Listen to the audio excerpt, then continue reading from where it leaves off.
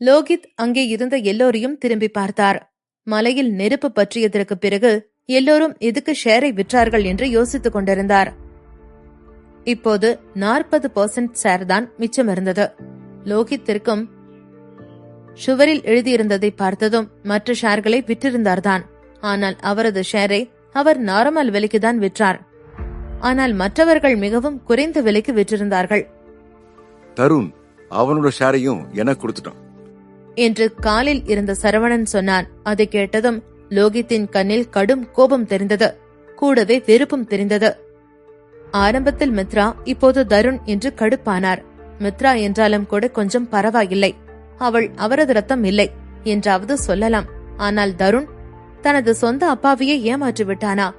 லோகித் கடும் கோபத்துடன் காலில் இருந்த சரவணனிடம், தருண் எதுக்கு உங்ககிட்ட ஷேர கொடுத்தான் என்று கேட்டான்.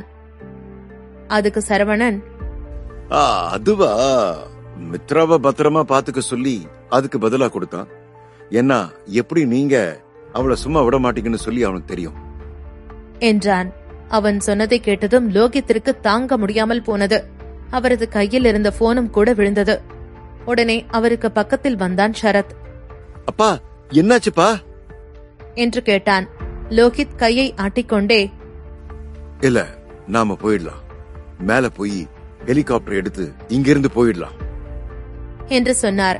இப்போதைக்கு சக்கரவர்த்தி குடும்பத்தின் தலைவர் என்ற மரியாதையை விட்டுக் கொடுத்தால்தான் அவரது ட்ரம்ப் கார்டு செல்லுபடியாகும் என்று அவருக்கு தெரியும்.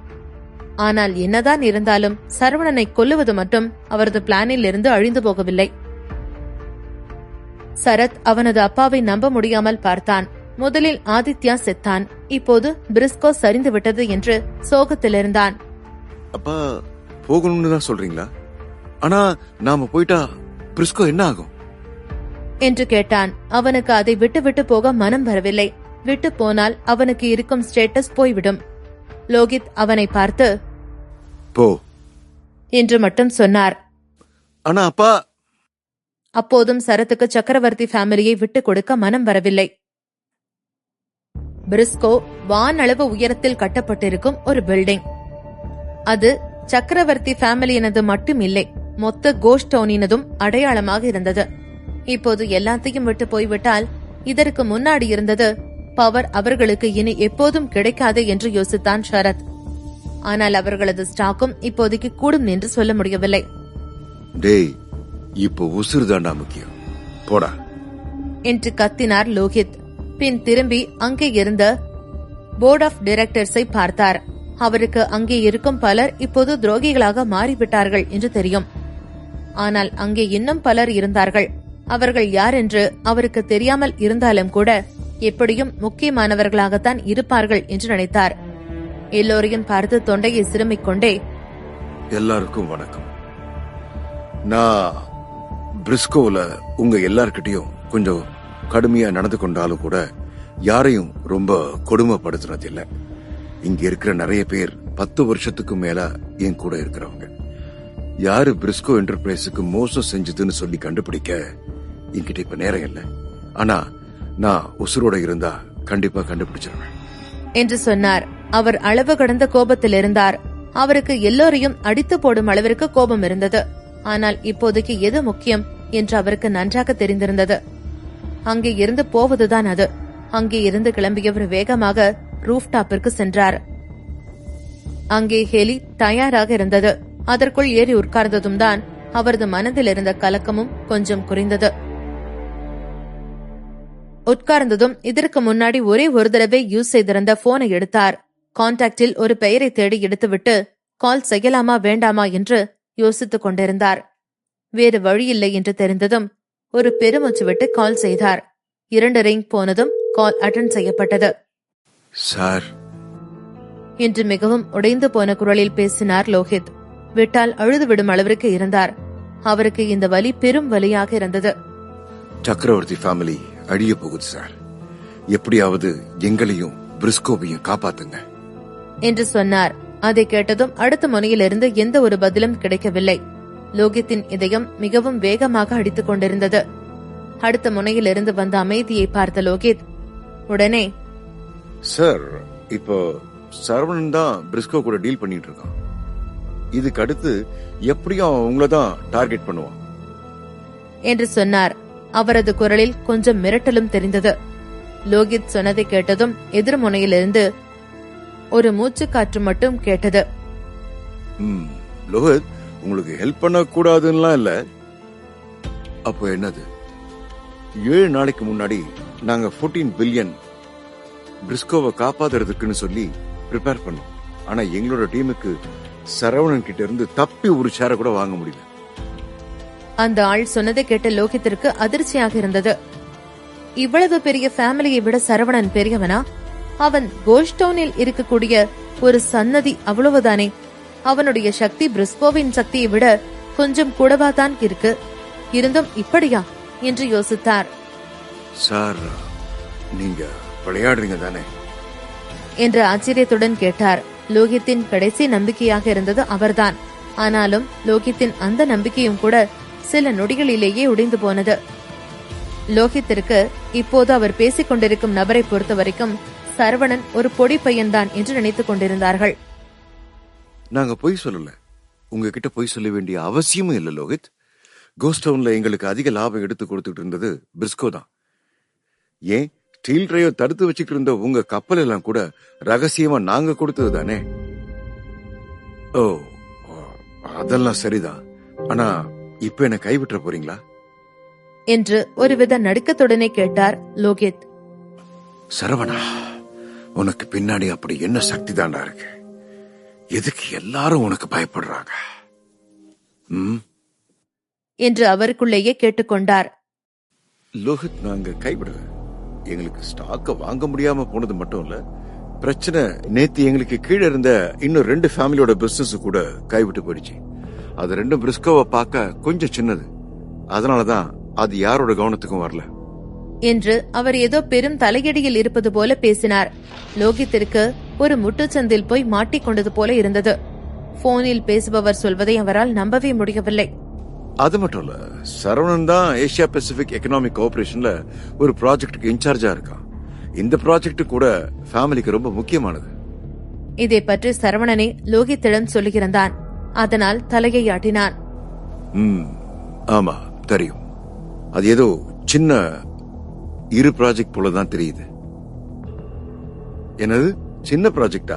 இத்தனை வருஷமா பிசினஸ் தானே பண்ணிட்டு இருந்த நீ. ஏசியா பசிபிக் எக்கனாமிக் கோஆபரேஷனோட ப்ராஜெக்ட் சின்னதுன்னு சொல்ற? இல்லையே, அவன் அது ஒரு சின்ன ப்ராஜெக்ட்னு தானே சொன்னான் என்று யோசித்தார் லோகித்.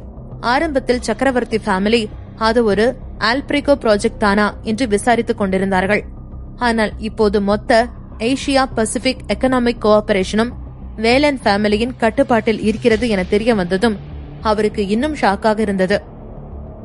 இப்போதுதான் அவருக்கு சரவணன் ஏன் மரைன் கிளப்பை ரீஸ்டார்ட் செய்யவில்லை என்றும் புரிந்தது. அவனிடம் பலம் இல்லாததால் எல்லாம் இல்லை, அவனுக்கு நேரம் இல்லாததால் தான் செய்யாமல் இருந்திருக்கிறான். அதே நேரம் காலும் கட்டானது. லோகித்தின் மனம் ஆழ்கடலில் தத்தளித்துக் கொண்டிருப்பது போல இருந்தது.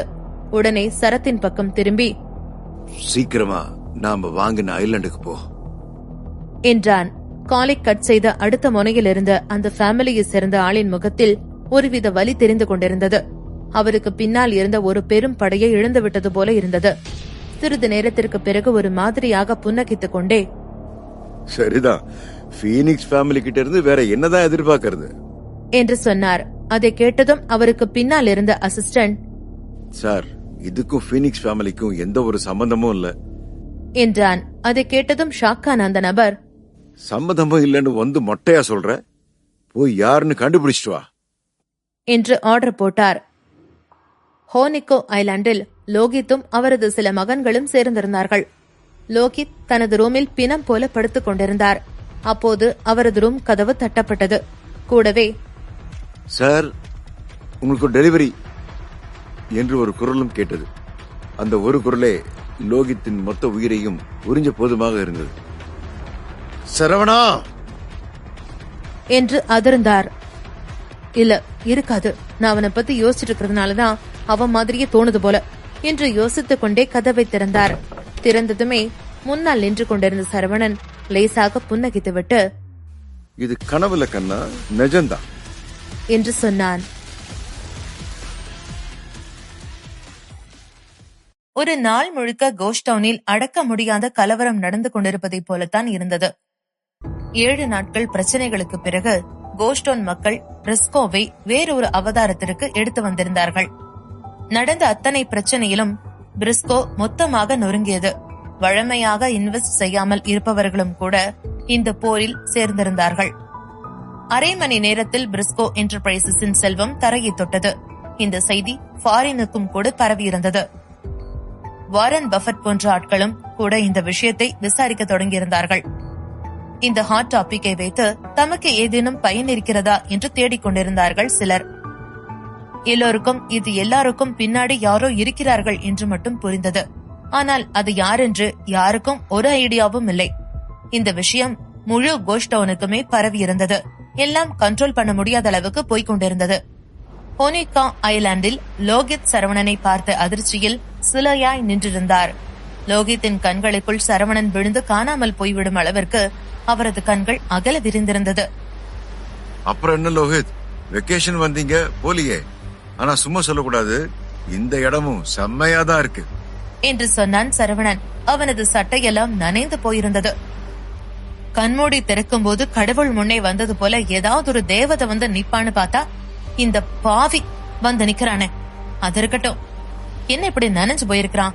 நீச்சல் அடிச்சுட்டே வந்திருப்பானோ? ஆனா நானே இப்பதானே வந்து சேர்ந்தேன், இவன் எனக்கு முன்னாடியே வந்துட்டானா என்று பல யோசனைகள் லோகித்தின் மனதிற்குள் எழுந்தது. சரவணனை நம்ப முடியாமல் பார்த்த லோகித், நான் எங்க போறேன்னு உனக்கு எப்படி தெரியும் என்று கேட்டான். சரவணன் கடலை பார்த்து ரசித்துக் கொண்டே, ஆசையா கேக்குறதுனால சொல்றேன். நாம ஒரு போர்ல இறங்கிட்டோம்னு சொன்னா நம்மள பத்தி எந்த அளவுக்கு தெரிஞ்சுக்கிறாமோ அதையும் விட நம்ம எதிரிய பத்தி தெரிஞ்சுக்கணும். ஒரு பிசினஸ் டைஃபூனா எனக்கு என்னோட சொத்துக்களை பத்தி மட்டும் இல்ல, என் எதிரியோட சொத்து பத்தியும் கூட எனக்கு தெரியும். ஐ மீன், இங்க இருக்கிற எல்லா ப்ராப்பர்ட்டியை பத்தியும் தான் என்று சொன்னான். லோகித்திற்கு சரவணனின் பேச்சை கேட்கும் போது அப்படியே அவனை வெட்டி பார்பிக்யூ போட வேண்டும் போல இருந்தது. லோகித்துக்கு அப்போது இருமல் வந்தது. 2 செகண்ட் இருமி விட்டு, இதுக்கு வாய்ப்பே இல்லையே, நான் இந்த தீவை வாங்க போறேன்னு சொல்லி என்னோட ஷேர் ஹோல்டர்ஸ விட்டு என் பையனுங்களுக்கே தெரியாது என்றார். அதை கேட்டதும் சரவணன் அவரை திரும்பி பார்த்தான். ஐயே, நீ இன்னும் எங்களுக்கு ஃபாரின்ல இருக்கிற செல்பாக்க பத்தி குறைவாதான் எடை போட்டுட்டு இருக்க என்று சொன்னான் சரவணன். அப்போது அங்கே இன்னும் ஒருத்தன் வந்தான். அவனை ஒரு வாரத்திற்கு முன்னாடி பார்த்திருந்தால் லோகித் மேகத்தில் பறக்க தொடங்கி இருப்பார். ஆனால் இப்போது பூமிக்குள் புதைந்து போய்விடும் அளவிற்கு பயம்தான் இருந்தது. அருண், நீ என்ன செய்ய போற? சக்கரவர்த்தி ஃபேமிலி உனக்கு 70 மில்லியன் கொடுத்திருக்கு, நீ எங்களுக்காக தான் உதவி செய்யணும் என்று பதட்டத்துடனே சொன்னார். அருணை அங்கே பார்த்ததும் இனிமேல் தன் உயிரை யாராலும் காப்பாற்ற முடியாது என்று அவருக்கே தெரிந்துவிட்டது. ஓ, என்ன லோகித், நீங்க இன்னும் அந்த ஒண்ணுக்கும் பிரயோஜனம் இல்லாத 70 மில்லியனை பத்தி சொல்லிட்டு இருக்கீங்க? சரவணன் எனக்கு உயிரையே கொடுத்திருக்கான். சரி, காசுதானே, உங்களோட சேர்த்து அதையும் பத்த வச்சிருக்கேன். அருண் லோகித்தை பார்த்து வில்லத்தனமாக புன்னகித்துக் கொண்டே அவர் அருகே வந்தான். சிறிது நேரத்தில் அங்கு ஒரு ஆண் உயிருக்கு போராடும் சத்தம் கேட்டது. இன்னும் சில நேரத்திற்கு பிறகு கடலுக்குள் மனித ரத்தம் கலக்கப்பட்டது.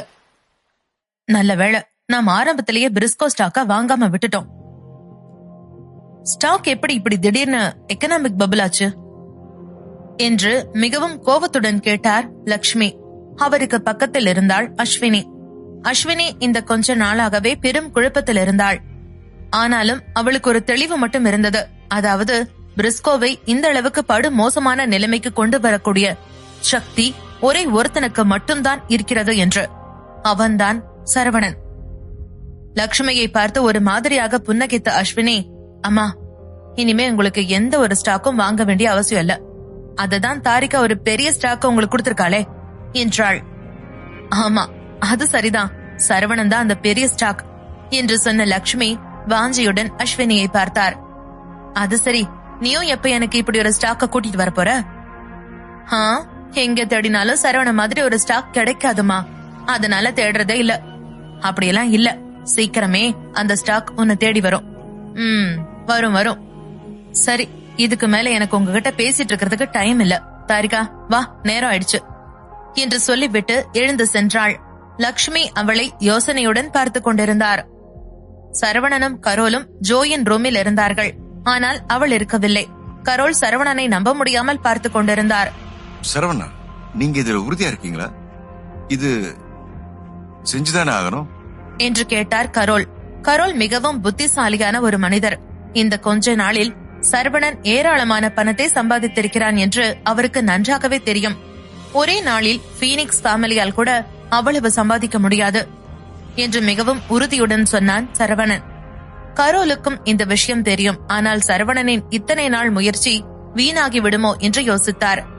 சரவணா, நீங்க இப்ப எல்லா காசையும் திரும்ப கொடுத்தாலும் கூட அவங்க உங்களுக்கு நன்றி செலுத்த போறதில்ல, உங்களை தந்திரமான ஆளுன்னு தான் சொல்வாங்க. கரோல் சரவணனை இன்னும் ஒரு தடவை யோசிக்க வைத்துக் கொண்டிருந்தார். ஆனால் அதுவும் சரவணனுக்கு தேவைப்படவில்லை. அவன் டிசைட் செய்துவிட்டான். என்னதான் கரோல் அதை எதிர்ப்பது போல பேசினாலும் அவரால் சரவணனின் தைரியத்தை பாராட்டாமல் இருக்க முடியவில்லை. எனக்கும் அது தெரியும். நான் ஒன்னும் அவங்களோட தேங்க்ஸ் எதிர்பார்த்து செய்யல. அது மட்டும் இல்ல, இப்ப இதனால எனக்கு நஷ்டம்னு ஒண்ணும் இல்லையே. அப்புறம் அக்ரிமெண்ட்டை படிச்சு பாருங்க. நாங்க ஏற்கனவே சைன் பண்ணிட்டோம். உங்களுக்கு எதுவும் ப்ராப்ளம் இல்லைன்னு சொன்னா நீங்களும் சைன் பண்ணலாம். பண்ணிட்டு அக்ரிமெண்ட்ல இருக்கிற மாதிரி செஞ்சா சரி. கரோல் அக்ரிமெண்ட்டை எடுத்து படிக்க தொடங்கியிருந்தார். அது ஒரு பங்கு பிரிப்பு அக்ரிமெண்ட் என தெரிந்தது.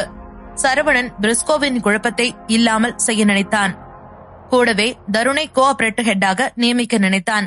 படித்து முடித்த கரோல், நான் இப்பவே சைன் பண்ணிடுறேன் என்று புன்னகித்துக் கொண்டே சொன்னான். சரவணன் தலையை ஆட்டிவிட்டு அங்கே இருந்து சென்றான்.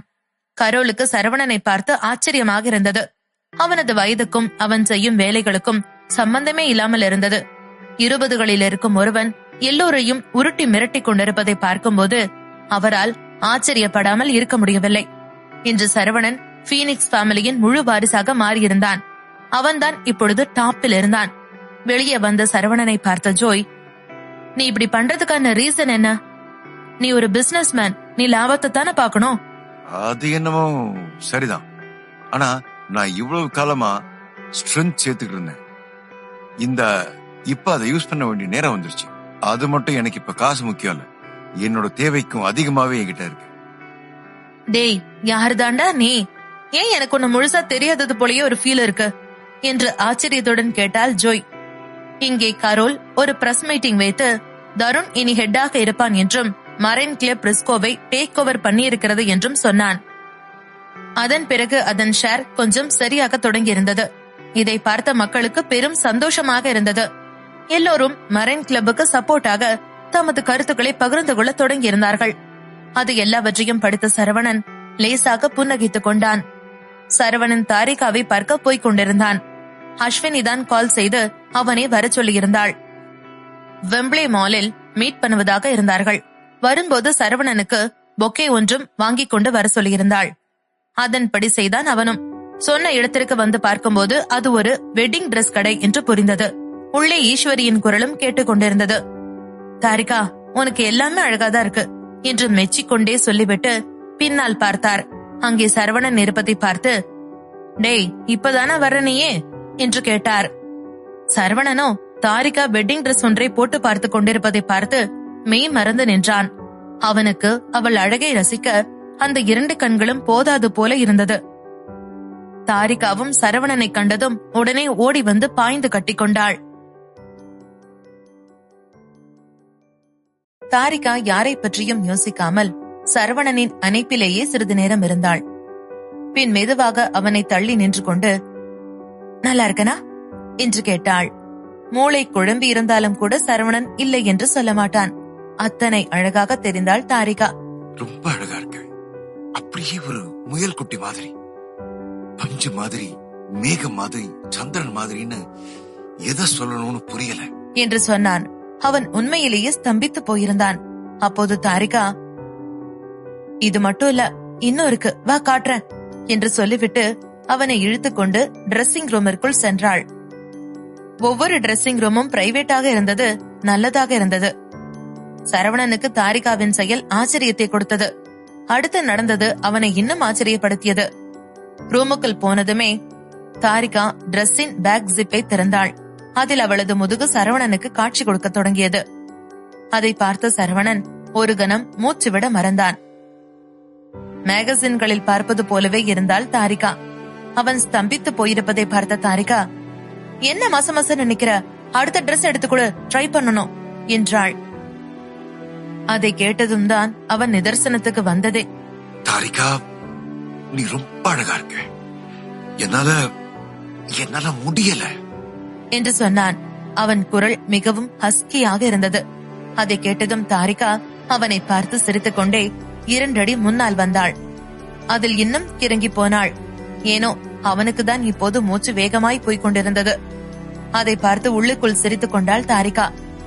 ஆஹா, அப்படியா, சரி பரவாயில்ல, நீ Dress எடுத்துக்கூட, வந்த வேலையை முடிப்போம் என்று பட்டென்று அந்த ஃபீலிங்கை உடைத்து விட்டாள். சரவணனும் தலையில் தட்டிவிட்டு தாரிகா சொன்னது போலவே செய்தான். இன்னும் ஒரு Dress போட்டு காட்டிய தாரிகா, சரி 2ல எது நல்லா இருக்கு என்று கேட்டாள். அதற்கு சரவணன் கண்ணை பிரட்டி விட்டு, என்னால சத்தியமா சூஸ் பண்ண முடியல, உனக்கு எது பிடிச்சிருக்கோ அதை எடுத்துக்கோ என்றான். அவனுக்கு அதன் விலையை பற்றி யோசிக்க எந்த ஒரு அவசியமும் இருக்கவில்லை. சரவணனின் பதிலில் கோபமான தாரிகா, எரும, நீ ஒழுங்கா பார்க்கவே மாட்டேங்கிற என்றாள். சரவணன் அவளது கையை பிடித்துக் கொண்டே, இல்ல சத்தியமா எல்லாத்திலுமே ரொம்ப அழகா இருக்க என்று சொல்லிவிட்டு அவனது இதயத்தின் மேல் கையை வைத்தான். அது துடிக்கும் வேகத்தை பார்த்து அவளுக்கு வெட்கம்தான் வந்தது. பின் அமைதியாக தலையை மட்டும் ஆட்டினாள். சரி, இப்போ உனக்கு Dress பார்க்கலாம் என்று சொல்லிவிட்டு அவனது ஷர்ட்டை கழட்டிவிட போனாள். 2 பட்டனை கழற்றியவள் அவனது தேகத்தை பார்த்தாள். திடீரென்று என்ன நினைத்தாளோ, எக்கி சரவணனின் இதழை கவ்விக்கொண்டாள். இது கொரில்லா தாக்குதலை விட மிகவும் எதிர்பாராத விதமாக இருந்தது.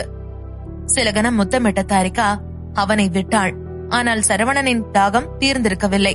அடுத்த கணமே அவளை இறுக்கி அணைத்த சரவணன் அவள் விட்ட முத்தத்தை தொடர்ந்தான். இருவரின் முத்த வேட்டையும் நீண்டு கொண்டே போனது.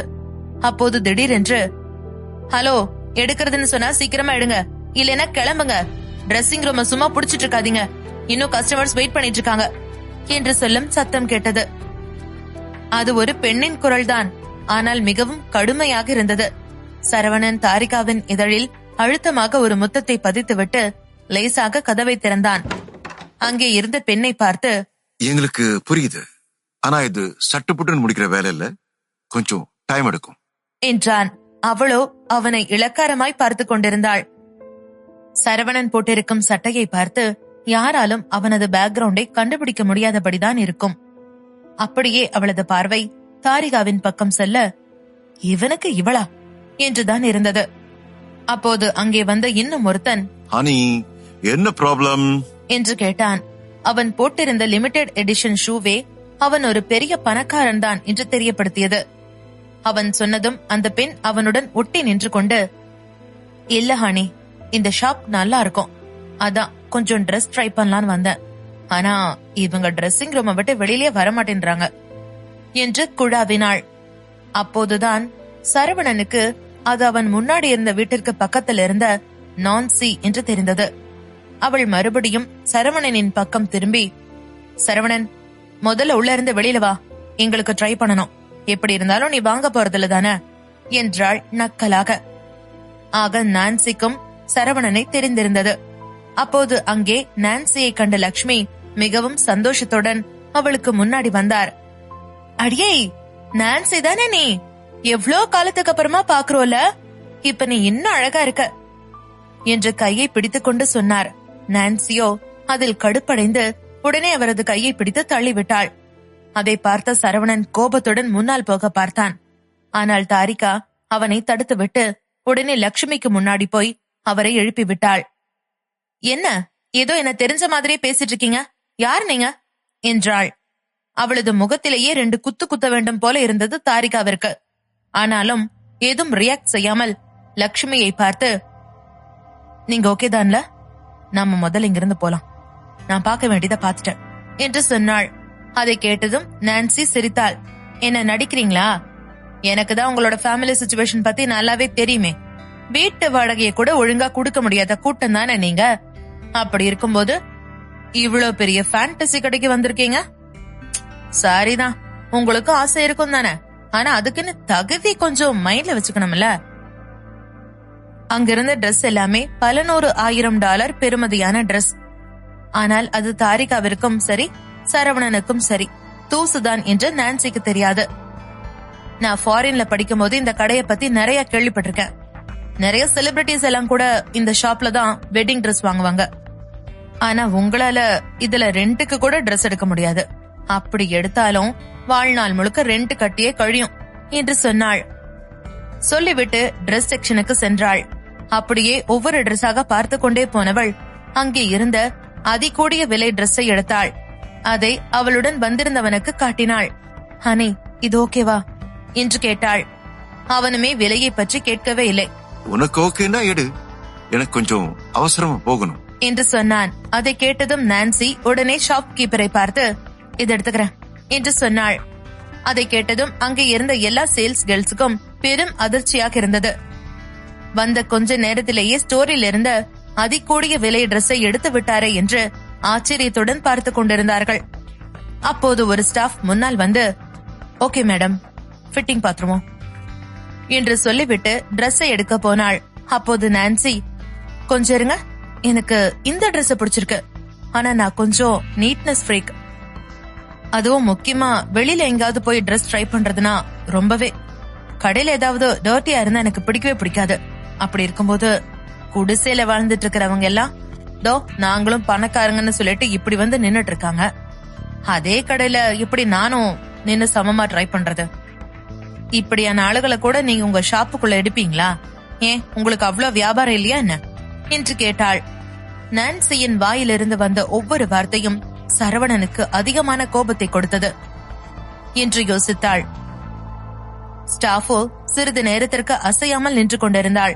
பின் மனதை மாற்றிக்கொண்டு சரவணனுக்கு முன்னாடி வந்து, சார், நீங்க இன்னொரு நாள் வந்து பாத்துக்கிறீங்களா என்று கேட்டாள். நான்சிக்கு ஒரு பிச்சைக்காரர் உள்ளே நுழைந்து கடையின் பெயரையே கெடுத்து விட்டது போல இருந்தது. அவர்களை விரட்டுவதுதான் நல்ல வேலை என்பது போல நினைத்துக் கொண்டிருந்தாள். லட்சுமிக்கு அதற்கு மேல் அங்கே இருக்க மனம் வரவில்லை. மெதுவாக தாரிகாவை பார்த்து, நாம போயிடுவோம் என்று சொன்னார். அதை கேட்டதும் சரவணனுக்கு மிகவும் வலித்தது. தாரிகா தலையை ஆட்டிவிட்டு, சரி, அப்ப நான் போய் ட்ரெஸ் சேஞ்ச் பண்ணிட்டு வரேன் என்று சொன்னாள். அதற்கு நான்சியோ, அதான் சொன்னல, எனக்கு டைம் இல்ல, நீ சேஞ்ச் பண்ணிட்டு வர வரைக்கும் என்னால வெயிட் பண்ண முடியாது, வேற எங்காவது போய்க்கோ என்று கத்தினாள். சொல்லிவிட்டு உடனே உள்ளே போனாள். அப்போது அங்கே ஒருத்தன் வந்தான். வந்தவன் சரவணனை பார்த்து, சரவணா, ஐ மீன் மிஸ்டர் வேலன், எங்கெல்லாம் நான் உங்களை தேடுறது என்று சொன்னான். வந்தவனை பார்த்த நான்சியின் பாய் ஃப்ரெண்ட் அதிர்ச்சியானான்.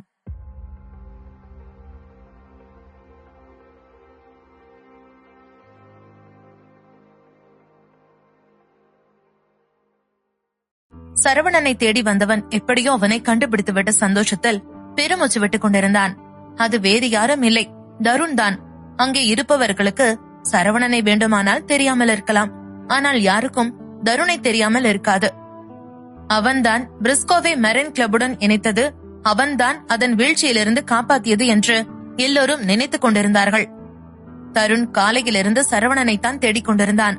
அவனுக்கு இன்று கம்பெனியின் முதல் நாள் இருந்தும் கூட அவன் அங்கே இருக்காமல் முதலில் சரவணனை பார்த்து தேங்க்ஸ் சொல்லிவிட வேண்டும் என்று வந்திருந்தான். அவன் மட்டும் இல்லாவிட்டால் பிரிஸ்கோ இன்று அழிந்து போயிருக்கும் என்பது அவனது எண்ணம்.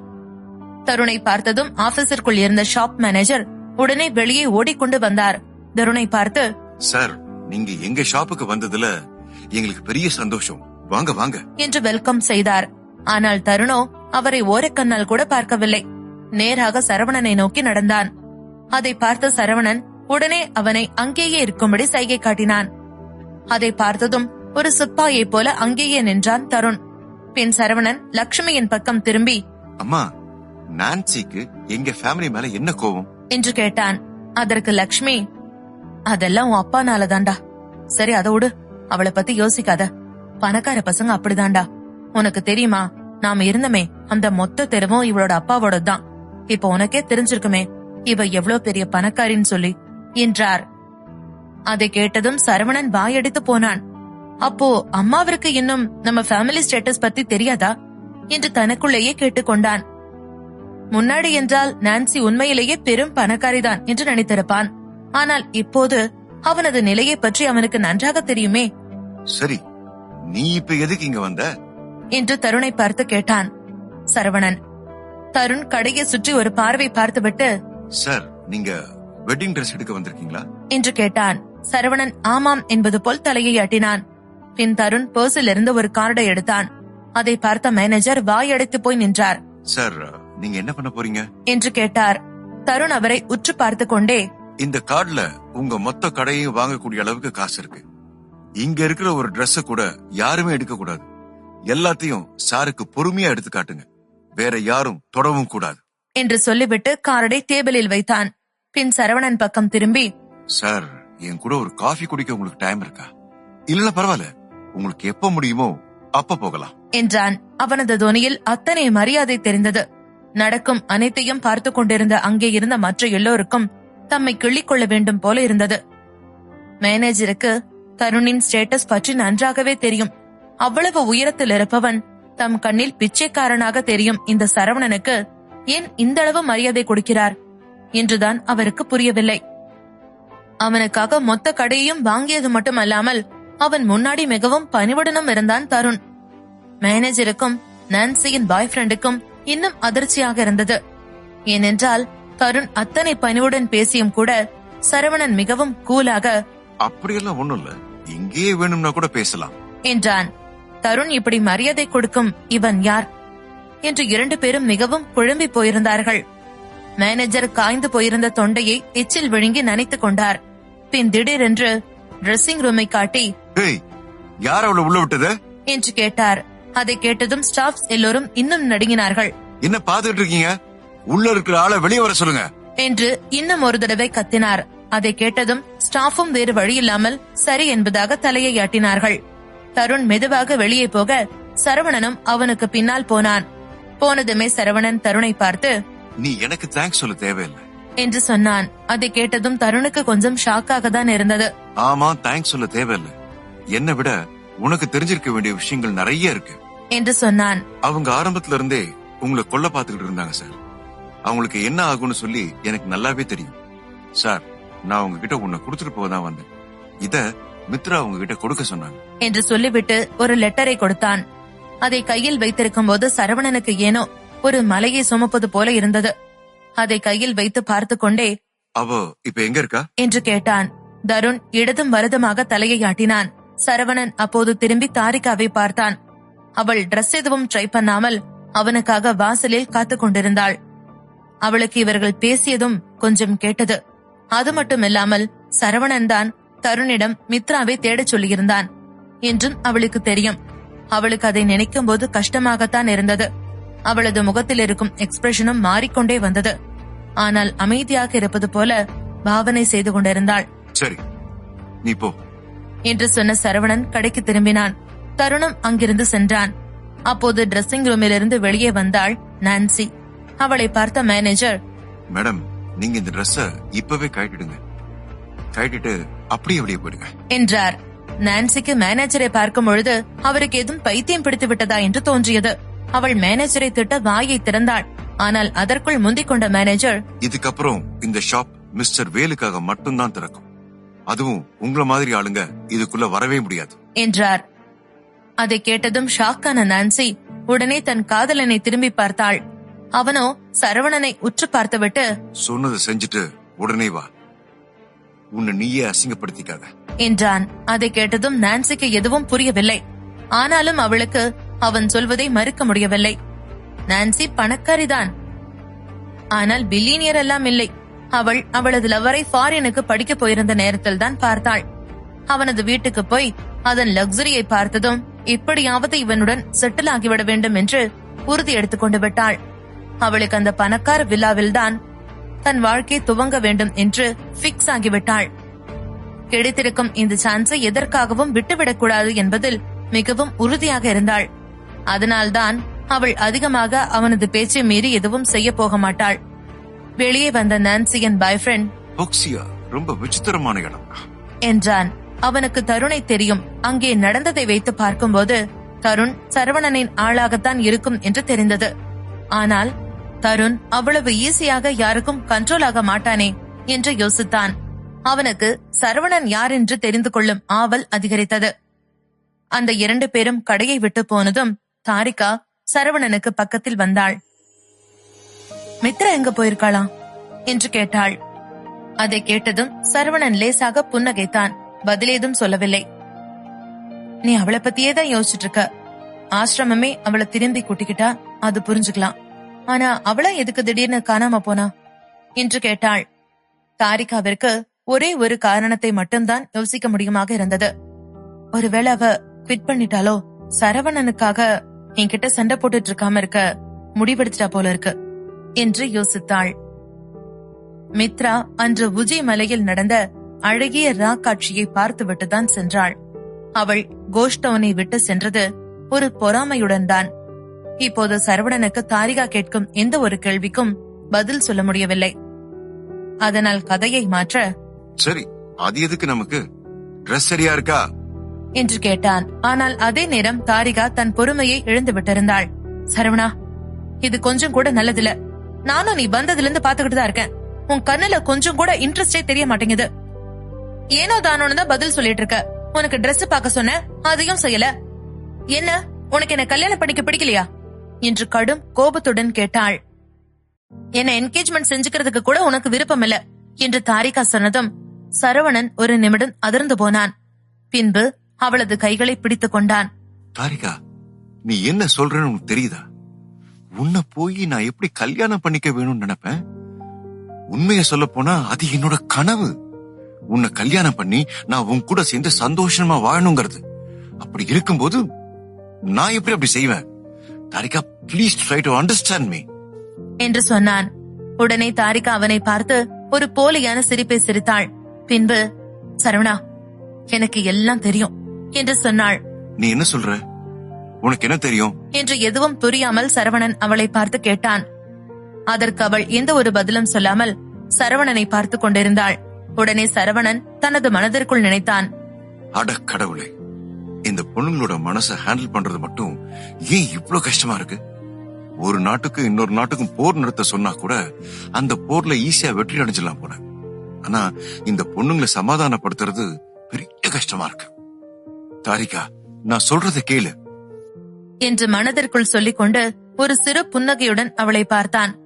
சரவணனின் கண்களில் ஏதோ சொல்ல முடியாத சோகம் சூழ்ந்திருந்தது. அதை தாரிகா கவனித்துக் கொண்டே அவன் அருகில் சென்றாள். எனக்கு தெரியும், இங்க நான் வந்ததுல உனக்கு அந்த அளவுக்கு விருப்பம் இல்ல. ஆனா நான் ஒன்னும் இங்க இஷ்டப்பட்டு வரல. உன்னோட அம்மாதான் என்னை இங்க வர சொன்னாங்க. அவங்களோட பேச்ச மறுக்க முடியாம தான் நான் இங்க வந்தேன் என்று சொன்னவளுக்கு அங்கு சுற்றி இருந்த அனைத்து பெண்களையும் பார்த்துவிட்டு அவர்களுக்கு முன்பு நிற்கும் தன்னவனையும் பார்த்தாள். எவருடனும் ஒப்பிட முடியாத அழகுடன் இருந்தான். அவளுக்கே ஒரு நிமிடம் தான் அவனுக்கு சரியானவள் தானா என்று நினைக்கும் பொழுது ஜாய், நிவேதிதா, மித்ரா, எலினா என்று அனைத்து பெண்களும் அவள் முன்பு வந்து சென்றார்கள். சட்டென்று தனது கண்களை மூடிக்கொண்டு தலையை தாழ்த்திக் கொண்டாள். ஏனோ அவளுக்கு அங்கு இருப்பதை பிடிக்கவில்லை என்பது போல். அவளின் அந்த செய்கை சரவணனுக்கு வலியை தந்தது. சரவணன் 1000 பெண்களுடன் பழகி வந்தாலும் அவனது மனதிற்குள் வாழும் ஒரே ஒருத்தி தாரிகா மட்டும்தானே. தன்னவளே தன்னை இப்படி காயப்படுத்துகிறாளே என்று எண்ணியவனுக்கு இன்னும் வேதனை அதிகமானது. உடனே மறுபடியும் அவளது கைகளை பிடித்துக் கொண்டான். தாரிகா, நான் சொல்றத கேளு என்று அவன் ஏதோ சொல்ல வந்தான். அப்பொழுது தாரிகா சட்டென்று அவனது கைகளிலிருந்து தனது கையை விடுவித்துக் கொண்டாள்.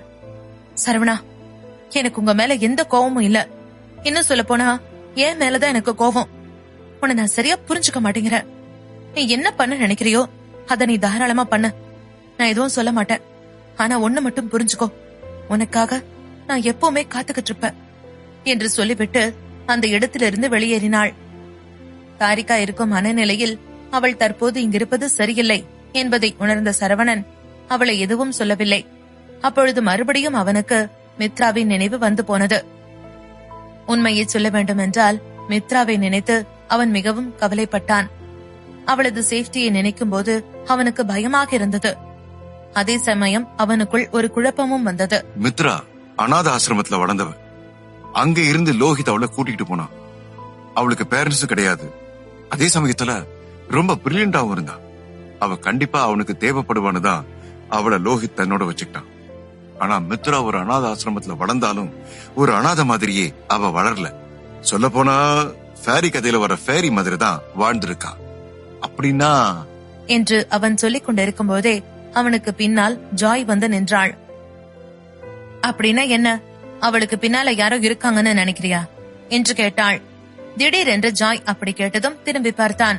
மிஸ் திம்சுகிட்ட நான் சொல்லிட்டு இருந்த எல்லாத்தையும் நீ கேட்டியா என்று கேட்டான். ஆமா, நீ பெரிய சிதம்பர ரகசியத்தை பத்தி சொல்லிக்கிட்டு இருந்த, அத நான் கேட்டுட்டேன். சும்மா கடுப்பேத்தாம பீனிக்ஸ் ஃபேமிலி எவ்வளவு பெருசுன்னு உனக்கும் தெரியும் தானே. மித்ராவும் அந்த ஃபேமிலிக்குள்ள ஹையரா இருக்கானா, அவளை பத்தி இது கூட நாங்க தெரிஞ்சுக்கலனா எப்படி என்று சொன்னாள். அப்படின்னா நிஜமாவே மித்ராவுக்கு பின்னால யாரோ இருக்காங்களா என்று சரவணன் தனது கண்களில் ஆர்வம் மின்ன கேட்டான். உடனே ஜாய் அவனது ஷோல்டரில் குத்தினாள். பின்பு, என்ன கலாய்க்கிறியா? எனக்கு தெரியும் நீ ரொம்ப கிளவர் ஆனவ, அதனால என்னை விட அதிகமான இன்ஃபர்மேஷனை நீ தான் கேதர் பண்ணி வச்சிருப்ப. உன்னோட இந்த அம்மாஞ்சியான முகத்தை உன்னோட ஆள் வேணா நம்பலாம், நான் நம்ப மாட்டேன், புரியுதா என்று சொல்லிவிட்டு மறுபடியும் அவளது கையில் வைத்திருந்த ட்ரிங்கை குடிக்க ஆரம்பித்தாள். ஜாய் அப்படி சொன்னதும் சரவணன் சிரித்துக் கொண்டே பேசினான். சரி, இந்த பீனிக்ஸ் ஃபேமிலியை எப்படி கவுக்குறதுன்னு எனக்கு ஏதாவது ஒரு வழி சொல்ல என்று கேட்டான். எது பீனிக்ஸ் ஃபேமிலிய நீ கீழே தள்ள போறியா? அதுக்கு நான் உனக்கு ஐடியா கொடுக்கணுமா? இங்க பாரு, நீங்க என்ன பண்றீங்க என்ன செய்றீங்கன்னு அந்த ஃபேமிலி என்ன அப்டேட் பண்ண சொல்லுது. ஆனா நீ அந்த ஃபேமிலிய பத்தி உன்கிட்ட சொல்றியா? அதுக்கு வேற ஆளை பாரு என்று சொல்லிவிட்டு ஜாய் அங்கிருந்து நகர்ந்தாள். உடனே சரவணன் சிரித்தான். பின்பு, ஹலோ, ஓகே ஓகே, எனக்கு நீ எதுவும் இன்ஃபர்மேஷன் கொடுக்க வேண்டாம், ஜஸ்ட் என் கூட கம்பெனி கொடு என்று சொல்லி அவளது கையை பிடித்து இழுத்து கொண்டு சென்றான். சரி சொல்லு, தாரிகா எதுக்கும் கூட கோச்சிட்டு போனா என்று கேட்டாள். நாங்க 2 பேரும் பேசிக்கிட்டத தூரத்துல இருந்து ஒட்டு கேட்டியா என்று கேட்டான் சரவணன். ஆமாமா, இவங்க பெரிய ரோமியோ ஜூலியட், இவங்க 2 பேரும் பேசிக்கிறத நாங்க ஒட்டு வேற கேக்குறோம். சும்மா காமெடி பண்ணாம அவ எதுக்காக உங்ககிட்ட கோச்சுக்கிட்டான்னு சொல்லு என்று கேட்டாள். அவ என் மேல கோவிக்கலாம் இல்ல, ஜஸ்ட் அவளுக்கு ஒரு சின்ன ஜெல்ஸ், அதனாலதான் என்று சொன்னான். அவளோட நிலைமையில இருந்து பார்த்தா அவளும் பாவம் தான்ப்பா. நீ சரியான மாயக்கண்ணனா இருக்க. உன்னை சுத்தி எப்ப பார்த்தாலும் பெண்களாவே இருந்தா அவளும் இரிட்டேட் ஆவாளா மாட்டாளா என்று சொல்லி அவள் சிரிக்க, பதிலுக்கு சரவணன் அவளை முறைத்துவிட்டு அடுத்து பீனிக்ஸ் ஃபேமிலியில் நடக்க போகும் முக்கியமான விஷயங்களை பற்றி பேசினார்கள். ஃபேமிலியில் இந்த மாதம் இறுதியில் நடக்கவிருக்கும் ஃபேமிலி மீட்டிங்கில் சரவணன் எப்படியாவது கலந்து கொள்ள வேண்டும் என்று நினைத்தான். அங்கு வரும் பீனிக்ஸ் ஃபேமிலியைச் சேர்ந்த பெரியவர்கள் அனைவரையும் பார்த்து பேச வேண்டும் என்றும் நினைத்தான். அதற்கான வழியை ஜாய் இடம் கேட்டுக் கொண்டிருந்தான். ஜாய் மேலோட்டமாக அவனுக்கு உதவி செய்வதற்காக ஒரு சில தகவல்களை சொல்லிவிட்டு பின்பு அங்கிருந்து சென்றாள். ஜாய் அங்கிருந்து சென்ற கொஞ்ச நேரத்தில் சரவணன் தனது வீட்டிற்கு சென்றான். சரவணன் காலிங் பெல்லி தட்ட அப்போது கதவை திறந்தது தாரிகாதான். ஒரு நிமிடம் அவனது மனது சந்தோஷத்தில் துள்ளி குதித்தது. தன்னிடம் கோபித்துக் கொண்டு அங்கிருந்து சென்றவள் தனது வீட்டிற்கு வந்திருப்பாள் என்று அவன் துளியும் எதிர்பார்க்கவில்லை. உடனே சரவணன் சிரித்துக் கொண்டு அவளை பார்த்தான். அப்பொழுது அவன் அவளுக்காக வாங்கி கொடுத்திருந்த அந்த பிளவர் பொக்கே அவள் கையில் இருந்தது. அதை பார்த்ததும் அவனுக்கு இன்னும் சந்தோஷமானது. தாரிகா என்று சொல்லிவிட்டு அவளை கண்ணிமைக்காமல் பார்த்து கொண்டிருந்தான். அதை பார்த்த தாரிகா என்ன என்பது போல் புருவத்தை தூக்கினாள். பின்பு, இப்ப எதுக்கு என்ன இப்படி பாக்குற என்று கேட்டாள். ஏன் என் வருங்கால பொண்டாட்டிய பாக்குறதுக்கு நான் யார்கிட்டயாவது பர்மிஷன் கேட்கணுமா என்ன என்று அவன் சிரித்துக் கொண்டே கேட்டான். நான் ஒன்னும் உனக்காக வரல, உங்க அம்மா கூப்பிட்டு இருந்தாங்க, அதனாலதான் வந்தேன் என்று சொல்லிவிட்டு தாரிகா அங்கிருந்து நகர்ந்தாள். அப்பொழுதுதான் சரவணன் உள்ளே எட்டி பார்த்தான். ஈஸ்வரி ஹாலில் இருந்த சோஃபாவில் உட்கார்ந்திருந்தார்.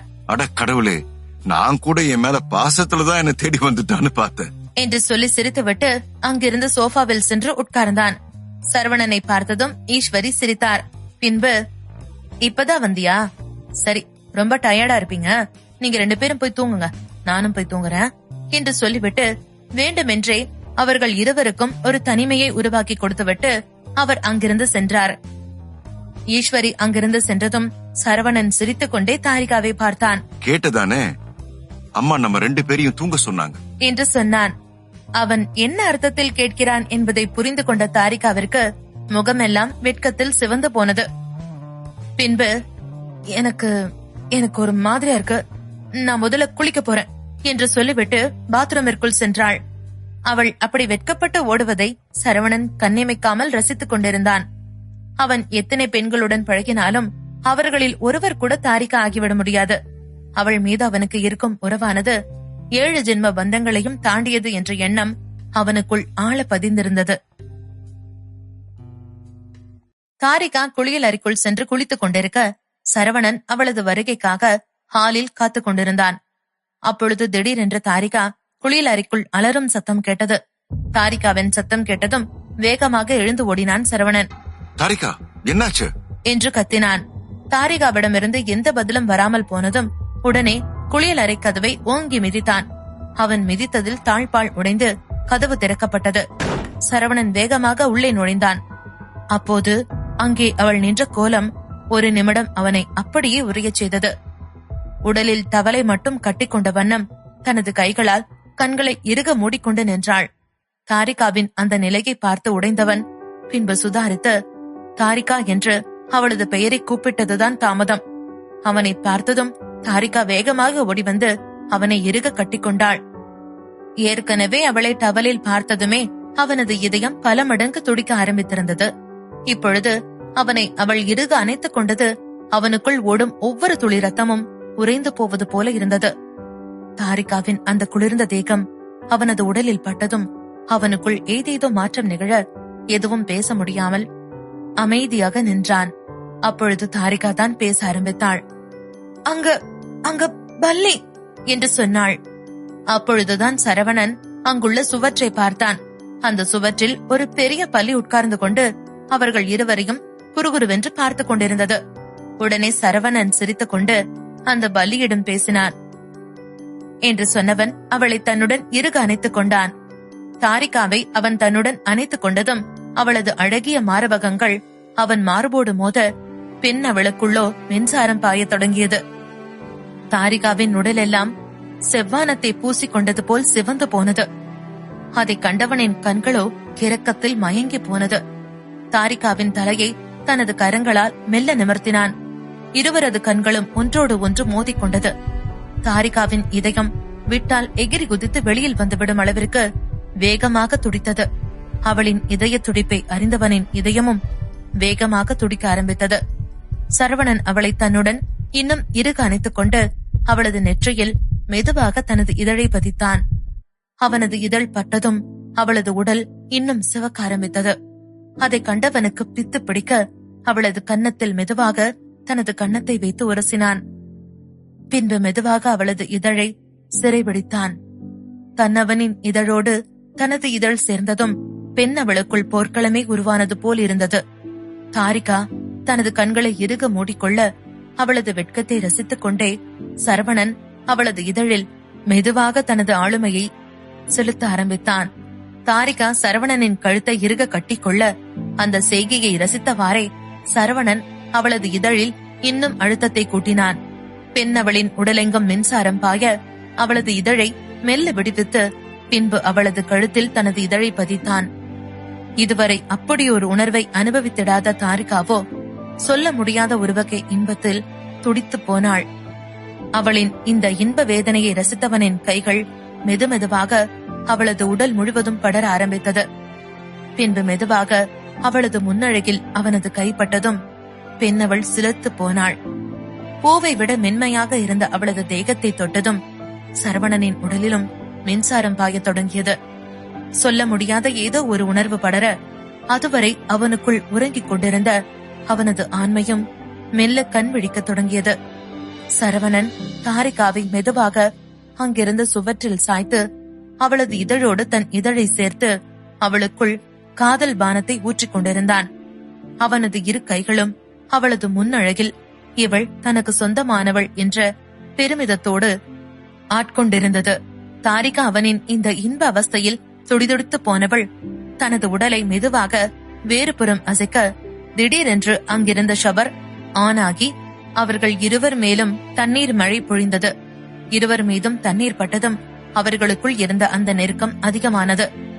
தாரிகாவின் உடலில் இருந்த டவல் எங்கே போனது என்று தெரியாத அளவிற்கு இருவரும் ஒருவரை ஒருவர் அணைத்துக் கொண்டிருந்தார்கள். சரவணனின் இதழ்கள் அவளது இதழ்களை விடுத்து மெதுமெதுவாக அவளது உடல் முழுவதும் ஊர்வலம் போக ஆரம்பித்தது. இறுதியாக அவனது இதழ் அவளது வயிற்றில் தஞ்சமடைந்திருந்தது. அவளது தொப்புளில் மெதுவாக அவனது இதழ்கள் தீண்ட பெண் அவளுக்கு உயிரே போனது போல் இருந்தது. அவனது இதழ்கள் எல்லை மீறுவது ஒரு புறம் சுகமாக இருந்தாலும் மறுபுறம் அவளுக்குள் ஏதோ ஒரு அச்சத்தை உருவாக்கியது. உடனே சரவணா, ப்ளீஸ் வேண்டாம் என்று இறங்கிய குரலில் சொன்னாள். அவள் வேண்டாம் என்று சொல்லிய அந்த சொல் சரவணனுக்கு அவளை இப்பவே ஆள வேண்டும் என்ற எண்ணத்தை தூண்ட, அவள் சொல்லியதை காதில் வாங்காமல் அவளது வயிற்றில் அவனது இதழை இறுக பதித்தான். தாரிகா அந்த மயக்கத்தில் தனது கண்களை இறுக மூடிக்கொண்டு அவனது தலையை இறுக பிடித்துக் கொண்டாள். சரவணா, ப்ளீஸ் வேண்டாம் என்று மறுபடியும் கிறங்கும் குரலில் சொன்னாள். உடனே சரவணன் சட்டென்று எழுந்து அவளை தன்னுடன் அணைத்துக் கொண்டு அவளது காது மடலோரம் பேசினான். ஏன் தாரிகா, என்ன உனக்கு பிடிக்கலையா என்று கேட்டான். சரவணனை நிமிர்ந்து கூட பார்க்க முடியாத அளவிற்கு தாரிகா வெட்கத்தில் ஆழ்ந்திருந்ததால் கண்களை மூடிக்கொண்டே சொன்னாள். நான் இங்க வேணான்னுதான் சொன்ன என்று சினுங்கும் குரலில் சொன்னாள். அவளின் அந்த சினுங்கல் அவனுக்கு இன்னும் போதை ஏற்றியது. பின்பு சிரித்துக் கொண்டே அங்கிருந்த இன்னொரு டவலை எடுத்து அவள் மீது போர்த்து விட்டான். நீ ரூம்ல வெயிட் பண்ணு, நான் குளிச்சுட்டு வந்துடுறேன். Tharika, I love you so much. ஃபைனலா உன்னை நான் இன்னைக்கு முழுசா அடைய போறேன் என்று சொல்லி அவளை அங்கிருந்து அனுப்பினான். அவனின் ஒவ்வொரு சீண்டலும் தாரிகாவிற்குள் ஏதேதோ உணர்வை ஏற்படுத்தியிருக்க, தாரிகா இன்று முழு மனதுடன் தன்னை அவனிடம் ஒப்படைக்க நினைத்திருந்தாள். பின்பு சிரித்துக் கொண்டே சரி என்பது போல் தலையசைத்துவிட்டு அங்கிருந்து சென்றாள். சரவணனிற்கு சற்று நேரத்திற்கு முன்பு வரை நடந்த அனைத்தும் கனவு போல இருந்தது. இங்கு நடந்ததெல்லாம் உண்மைதானா? நிஜமாகவே நான் என்னுடைய தாரிகாவுடன் இப்படியெல்லாம் இருந்தேனா? இந்த நாளுக்காக நான் எத்தனை நாள் காத்திருந்தேன், எத்தனை நாள் தவம் இருந்தேன் என்று சந்தோஷத்துடன் குளித்துவிட்டு வெளியே வந்தான். குளியல் அறையை விட்டு வெளியே வந்தவனின் கண்கள் தாரிகாவை தேடியது. அத்தனை நாள் அபிநயா தங்கியிருந்த அறைக்குள் சென்றிருந்தாள். அதை பார்த்ததும் சரவணனின் இதயம் ஒரு நிமிடம் துடிப்பதையே நிறுத்தியது. அட கடவுளே, இவன் ஏன் இந்த ரூமுக்கு போனான் என்று சொல்லிக்கொண்டே வேகமாக அந்த அறைக்கு சென்றவன் தாரிகா அங்கிருந்த கோலத்தை பார்த்ததும் அதிர்ந்து போய் நின்றான். தாரிகா கோபத்துடன் அங்கிருந்த படுக்கையில் உட்கார்ந்திருந்தாள். அவளது கையில் அபிநயாவின் அண்டர் கார்மெண்ட்ஸ் இருந்தது. அதை பார்த்ததும் சரவணன் எதுவும் புரியாமல் நின்றான். பின்பு தாரிகா, அது என்று அவன் ஏதோ சொல்ல வந்தான். ஆனால் அதை எதையும் காதில் வாங்க முடியாத நிலைமையில் தாரிகா இருந்தாள். பிளீஸ், தயவு செஞ்சு இதுக்கு மேல எதுவும் பேசாத. இது அபிநயாவோடது தானே? நான் ஹாஸ்பிட்டல்ல படுத்த படுக்க இருந்த போது நீ அவ கூட பழகிட்டியா? உனக்கு என் மேல இருந்தது காதல் இல்லையா? என் மேல காதல் இருந்திருந்தா நீ அபிநயா கூட இப்படி ஒரு செயலை செஞ்சிருப்பியா என்று அழுது கொண்டே கேட்டாள். தாரிகா ப்ளீஸ், எனக்கும் அபிநயாக்கும் இடையில அப்படி எதுவும் இல்ல. நான் சொல்றத கொஞ்சம் பொறுமையா கேளு என்று சரவணன் எவ்வளவோ சொல்ல முயற்சித்தும் அவள் எதையும் காதில் வாங்காமல் அந்த அறையை விட்டு வேகமாக வெளியேறினாள். அவர்கள் இருவரும் பேசிக்கொள்ளும் சத்தம் கேட்டு வேகமாக அங்கே வந்தார் ஈஸ்வரி. அவள் அப்படி கோபத்துடன் போவதை பார்த்துவிட்டு வேகமாக தனது மகனது அறைக்குள் சென்றார். அங்கு அவர் கண்ட காட்சியை பார்த்ததும் அவருக்கு கோபம் அதிகமானது. பின் தனது மகனை பார்த்து முறைத்தார். சரவணா, என்னடா இதெல்லாம்? உனக்கு அம்மா இப்படிதான் சொல்லிக் கொடுத்து வளர்த்தனா? பாவடா அந்த பொண்ணு தாரிகா, எவ்வளவு மென்மையானவ. அவளை போய் இப்படி காயப்படுத்திட்டியடா. முதல்ல அவளை போய் சமாதானப்படுத்துடா. இப்படி ஒரு பிள்ளையை பெத்தது நினைச்சா எனக்கு அழுகையா வருது என்று சொல்லிக்கொண்டு அவரும் அழுக ஆரம்பித்தார். அம்மா, அவதான் என்ன தப்பா புரிஞ்சுட்டு பேசுறானா? நீங்களும் என்ன தப்பா நினைக்காதீங்கம்மா. நான் உங்களுக்கு எல்லா உண்மையும் சொல்றேன் என்று ஏதோ சொல்ல வந்தான். நீ எனக்கு எந்த உண்மையும் சொல்ல வேண்டாம். நீ முதல்ல தாரிகாவை பார்த்து அவகிட்ட மன்னிப்பு கேளு என்று சொன்னார். சரி என்று சொல்லிவிட்டு வேகமாக கீழே இறங்கி வர அதற்குள் தாரிகா அங்கிருந்து வெளியேறியிருந்தாள். கோபத்துடன் அந்த வீட்டை விட்டு வெளியேறிய தாரிகா எங்கு செல்வது என்று தெரியாமல் ரோட்டில் நடந்து சென்று கொண்டிருந்தாள். அப்பொழுது அவளை ஃபாலோ செய்து கொண்டு சரவணன் சென்றான். அவனை பார்த்ததும் இன்னும் அவளுக்கு கோபம் அதிகமானது.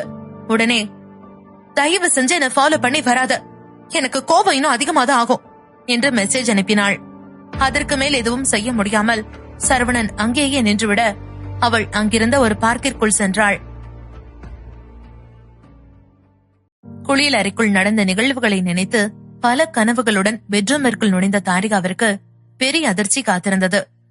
அந்த பெட்ரூமில் பெண்களின் பெர்ஃபியூம் ஸ்மெல் வந்தது.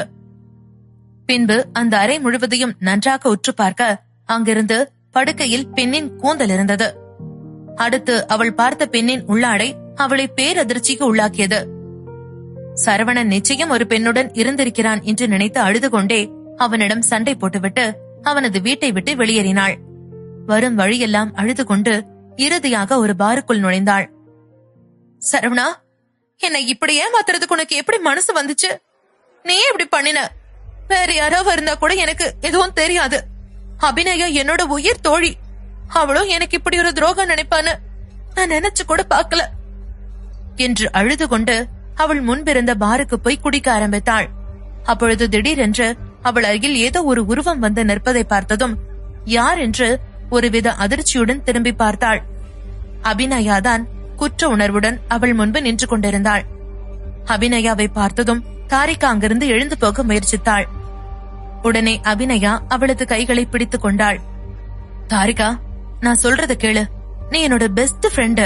அப்படி இருக்கும்போது நான் எப்படி உனக்கு துரோகம் நினைப்பேன்? நீ என்கிட்ட எதுவும் பேசாத. நான் உன்கிட்ட பேசுறதுக்கு விரும்பல என்று தாரிகா கோபமாக சொன்னாள். தாரிகா, எனக்கும் சரவணனை ரொம்ப பிடிக்கும். உண்மைய சொல்ல போனா அவனை நான் உன்னை விட அதிகமா லவ் பண்றேன். ஆனா அவன் உனக்கானவன். அவனோட மனசுல நீ மட்டும்தான் இருக்க. என்ன மாதிரி கோடி பொண்ணுங்க வந்தாலும் அவன் பக்கத்துல கூட நெருங்க முடியாது. அவனை நீ தப்பா நினைக்காத. என்னோட குடும்ப சூழ்நிலையினாலதான் நான் அவன் கிட்ட உதவி கேட்டேன். சரவணன் எனக்கு ஹெல்ப் மட்டும்தான் பண்ணினானே தவிர மத்தபடி அவனுக்கும் எனக்கும் இடையில நீ நினைக்கிற மாதிரி எந்த ஒரு உறவும் இல்ல என்று சொன்னாள். பின்பு, நான் அந்த இடத்துல தங்கி இருக்கும் போது சரவணன் அங்க இல்ல. அவன் மெரைன் ரிசார்ட்ல தங்கியிருந்தான். நான் அந்த வீட்ல இருந்து கிளம்புற வரைக்கும் அவன் இந்த வீட்டு பக்கம் கூட வரவே இல்ல. பிளீஸ், நான் சொல்றத நம்பு. நான் இனிமேல் உன்னோட கண் பார்வையிலேயே வரமாட்டேன். உங்க 2 பேருக்கும் நடுவுல என்னால எந்த பிரச்சனையும் வர வேண்டாம் என்று சொல்லி அழுது கொண்டே அவள் அங்கிருந்து சென்றாள். அபிநயா அழுது கொண்டே அந்த பாரில் இருந்து வெளியேறினாள். அபிநயாவும் சற்று குடித்திருந்ததால் அவள் தள்ளாடிக்கொண்டே அங்கிருந்து சென்றாள். அப்பொழுது அங்கு நின்று கொண்டிருந்த 2 கண்கள் தாரிகாவை பார்த்து கொண்டிருந்தது. அபிநயா அங்கிருந்து சென்றதும் தாரிகா இன்னும் குடிக்க ஆரம்பித்தாள். அவள் கண்களில் கண்ணீர் வழிந்து கொண்டே இருந்தது. கடவுளே, நான் என்ன பண்றது? உண்மையிலேயே சரவணன் என்ன மட்டும்தான் லவ் பண்றானா? சரவணன் எனக்கு உண்மையாதான் இருக்கானா? எனக்கு அவனை அவ்வளோ பிடிக்கும். ஆனா அவனை வேற எந்த பொண்ணு கூடயும் என்னால சேர்த்து வச்சு பார்க்க முடியல. நான் என்ன பண்ண என்று சொல்லி அழுது கொண்டிருந்தாள். உடனே அவள் பின்னால் இருந்து ஒரு குரல் கேட்டது. பண்ண வேண்டாம். எப்பவும் நீ என் கூட இருந்தா அதுவே போதும். தாரிகா சட்டென்று நிமிர்ந்து பார்க்க அங்கு சரவணன் தான் நின்று கொண்டிருந்தான். அவனை பார்த்ததும் தாரிகா கத்தினாள். உன்னை யார் இங்க வர சொன்னா? இங்க இருந்து போ என்று சொன்னாள். உடனே தாரிகா அருகில் வந்தவன் அவளது அருகில் முட்டி போட்டு உட்கார்ந்து அவளது கைகளை பிடித்துக் கொண்டான். நான் இல்லாத போதும் சரி, இல்ல மத்தவங்க கிட்ட என்ன பத்தி பேசும்போதும் சரி, எப்பவும் என்ன நீ விட்டு கொடுக்காம என் மேல அதிகமான காதலோட தான் பேசுற. ஆனா நான் எப்பெல்லாம் உன் பக்கத்துல இருக்கணும் அப்பெல்லாம் எதுக்காக நீ என் மேல கோபமா இருக்கிற மாதிரியே பேசுற? பிளீஸ், என்னால உன்னோட கோபத்தை மட்டும் தாங்கிக்கவே முடியல. இப்படி பண்ணாத. I really really love you Tharika. இந்த உலகத்துல உன்னை தவிர நான் யாரையும் விரும்பல. நீதான் என்னோட உலகம். நீதான் என்னோட உயிர். புரிஞ்சுக்கோ பிளீஸ். நான் நம்ப மாட்டேன். அதான் உன்னை சுத்தி அந்த நிவேதிதா, அந்த ஜாயின், விதவிதமா பொண்ணுங்க இருக்காங்கல்ல என்று சொல்லிக்கொண்டே அங்கிருந்து குடிபோதையில் வெளியேறினாள். தயவு செஞ்சு நான் சொல்றத கேளு. அவளை கெஞ்சிக் கொண்டே சரவணன் வெளியில் சென்றான். சரவணனுக்கு இதற்கு முன்பு அபிநயா அங்கு வந்தது எதுவும் தெரியாது. வெளியில் தாரிகாவை ஃபாலோ செய்து கொண்டே வந்தான். பாருக்கு வெளியில் தரையில் ரத்தம் சிந்தி இருப்பதை பார்த்தான். ஆனால் அப்பொழுதும் அவனுக்கு எந்த சந்தேகமும் எழவில்லை.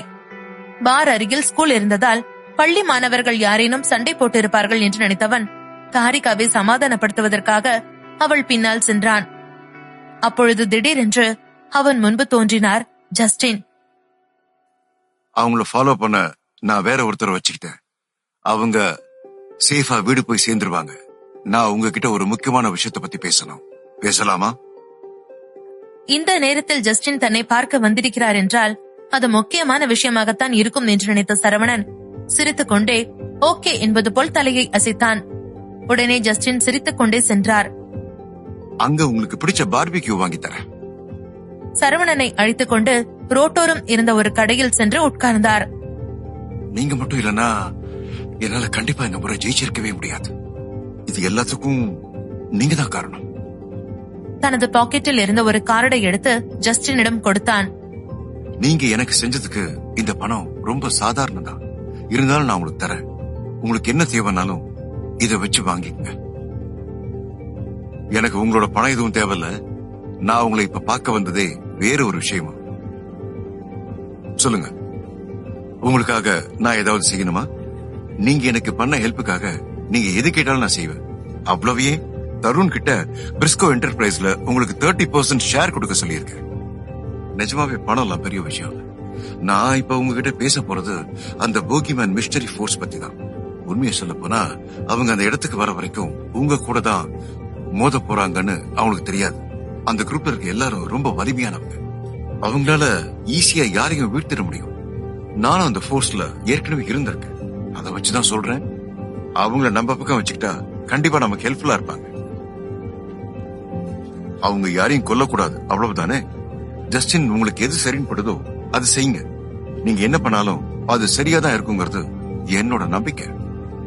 ரத்தினமும் விக்ரமும் அங்கே வந்து சேர்ந்தார்கள். அவர்கள் இருவரும் சரவணனை பார்த்து சிரித்துக் கொண்டே வந்தார்கள். நீங்க செம்மையா ஃபைட் பண்ணீங்க. நாங்க இப்படி ஒரு சீன் நடக்கும்னு நினைச்சு கூட பார்க்கல. நீங்க கலெக்டீங்க பாஸ்.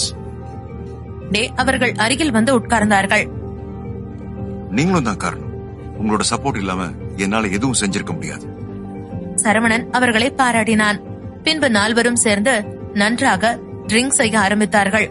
அப்பொழுது ரத்தினம் சரவணனுக்கு மிக அருகில் வந்தார். மித்ராவை பத்தி விசாரிச்சேன்.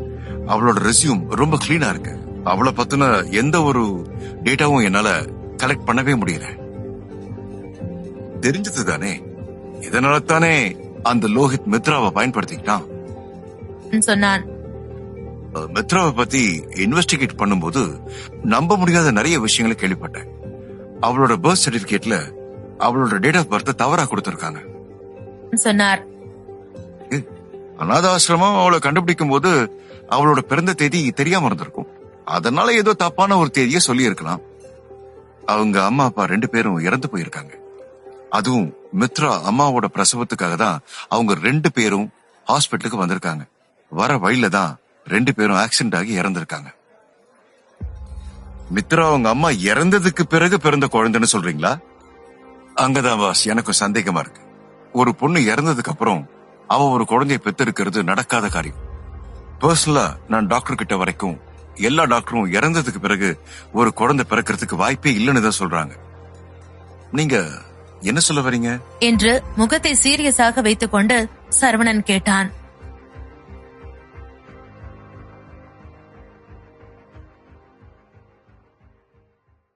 ரத்னம், நீங்க என்ன சொல்றீங்க? மித்ரோட அம்மா ஆக்சிடென்ட்ல இறந்ததுக்கு பிறகு அவ பிறக்கலன்னு சொல்றீங்களா என்று சரவணன் கேட்டான்.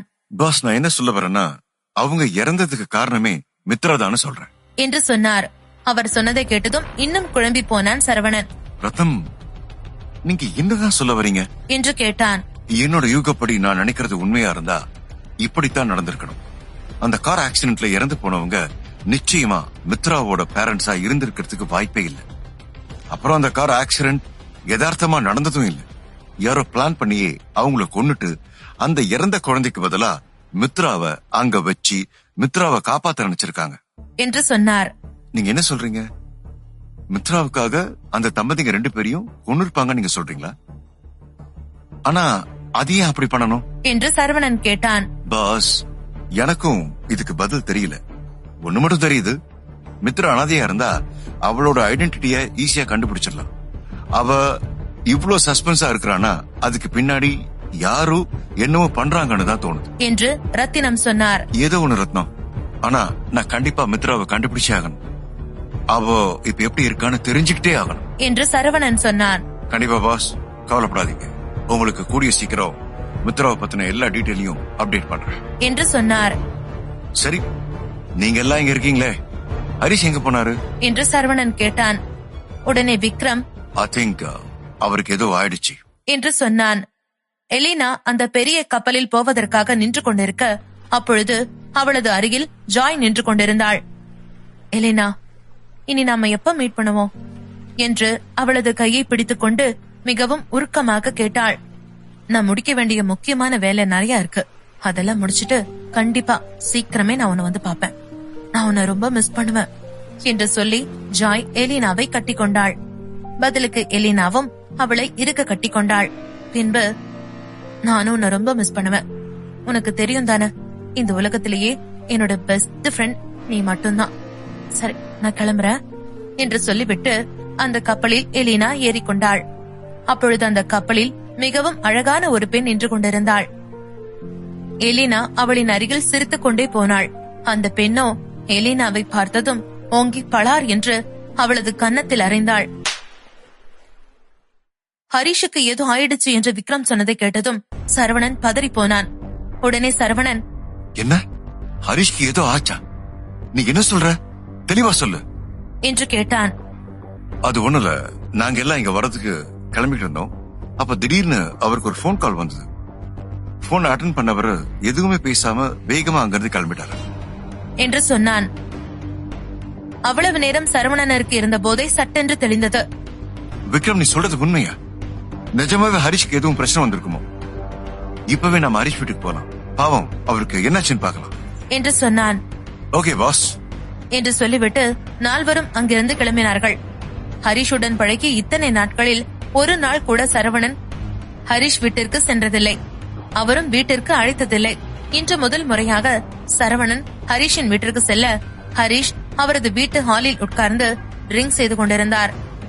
அப்பொழுதுதான் சரவணன் அந்த வீட்டில் உள்ள ஒட்டுமொத்த பொருட்களும் நொறுக்கப்பட்டிருப்பதை பார்த்தான். அதை பார்க்கையிலே வீட்டில் ஏதோ தவறு நடந்திருக்கிறது என்பதை புரிந்து கொண்டான். பின்பு ஹரிஷ் என்று சொல்லிக்கொண்டே அவரது அருகில் செல்ல அவரை சுற்றி வெறும் மது பாட்டில்களாக கிடந்தது. ஹரிஷ், உங்களுக்கு என்னாச்சு? ஏன் இப்படி உட்கார்ந்திருக்கீங்க என்று சரவணன் அவர் அருகில் சென்று அவரை தொட்டு பார்க்க அவர் அப்படியே சரிந்து தரையில் விழுந்தார். ஹரிஷ் கீழே விழுந்ததை பார்த்ததும் உடனே சரவணன் கத்தினான். ஜஸ்டின், சீக்கிரம் ஆம்புலன்ஸ் கால் பண்ணுங்க. இவரை இப்பவே ஹாஸ்பிட்டலுக்கு கூட்டிட்டு போகணும் என்று சொன்னான். ஓகே பாஸ் என்று சொல்லிவிட்டு விக்ரம் ஆம்புலன்ஸ்க்கு போன் செய்தான். சற்று நேரத்தில் ஆம்புலன்ஸ் அங்கே வந்துவிட விக்ரமும் ஜஸ்டினும் ஹரிஷை தூக்கிக் கொண்டு ஆம்புலன்ஸ்க்கு சென்றார்கள். சரவணனும் ரத்தினமும் வெளியே நின்று கொண்டிருந்தார்கள்.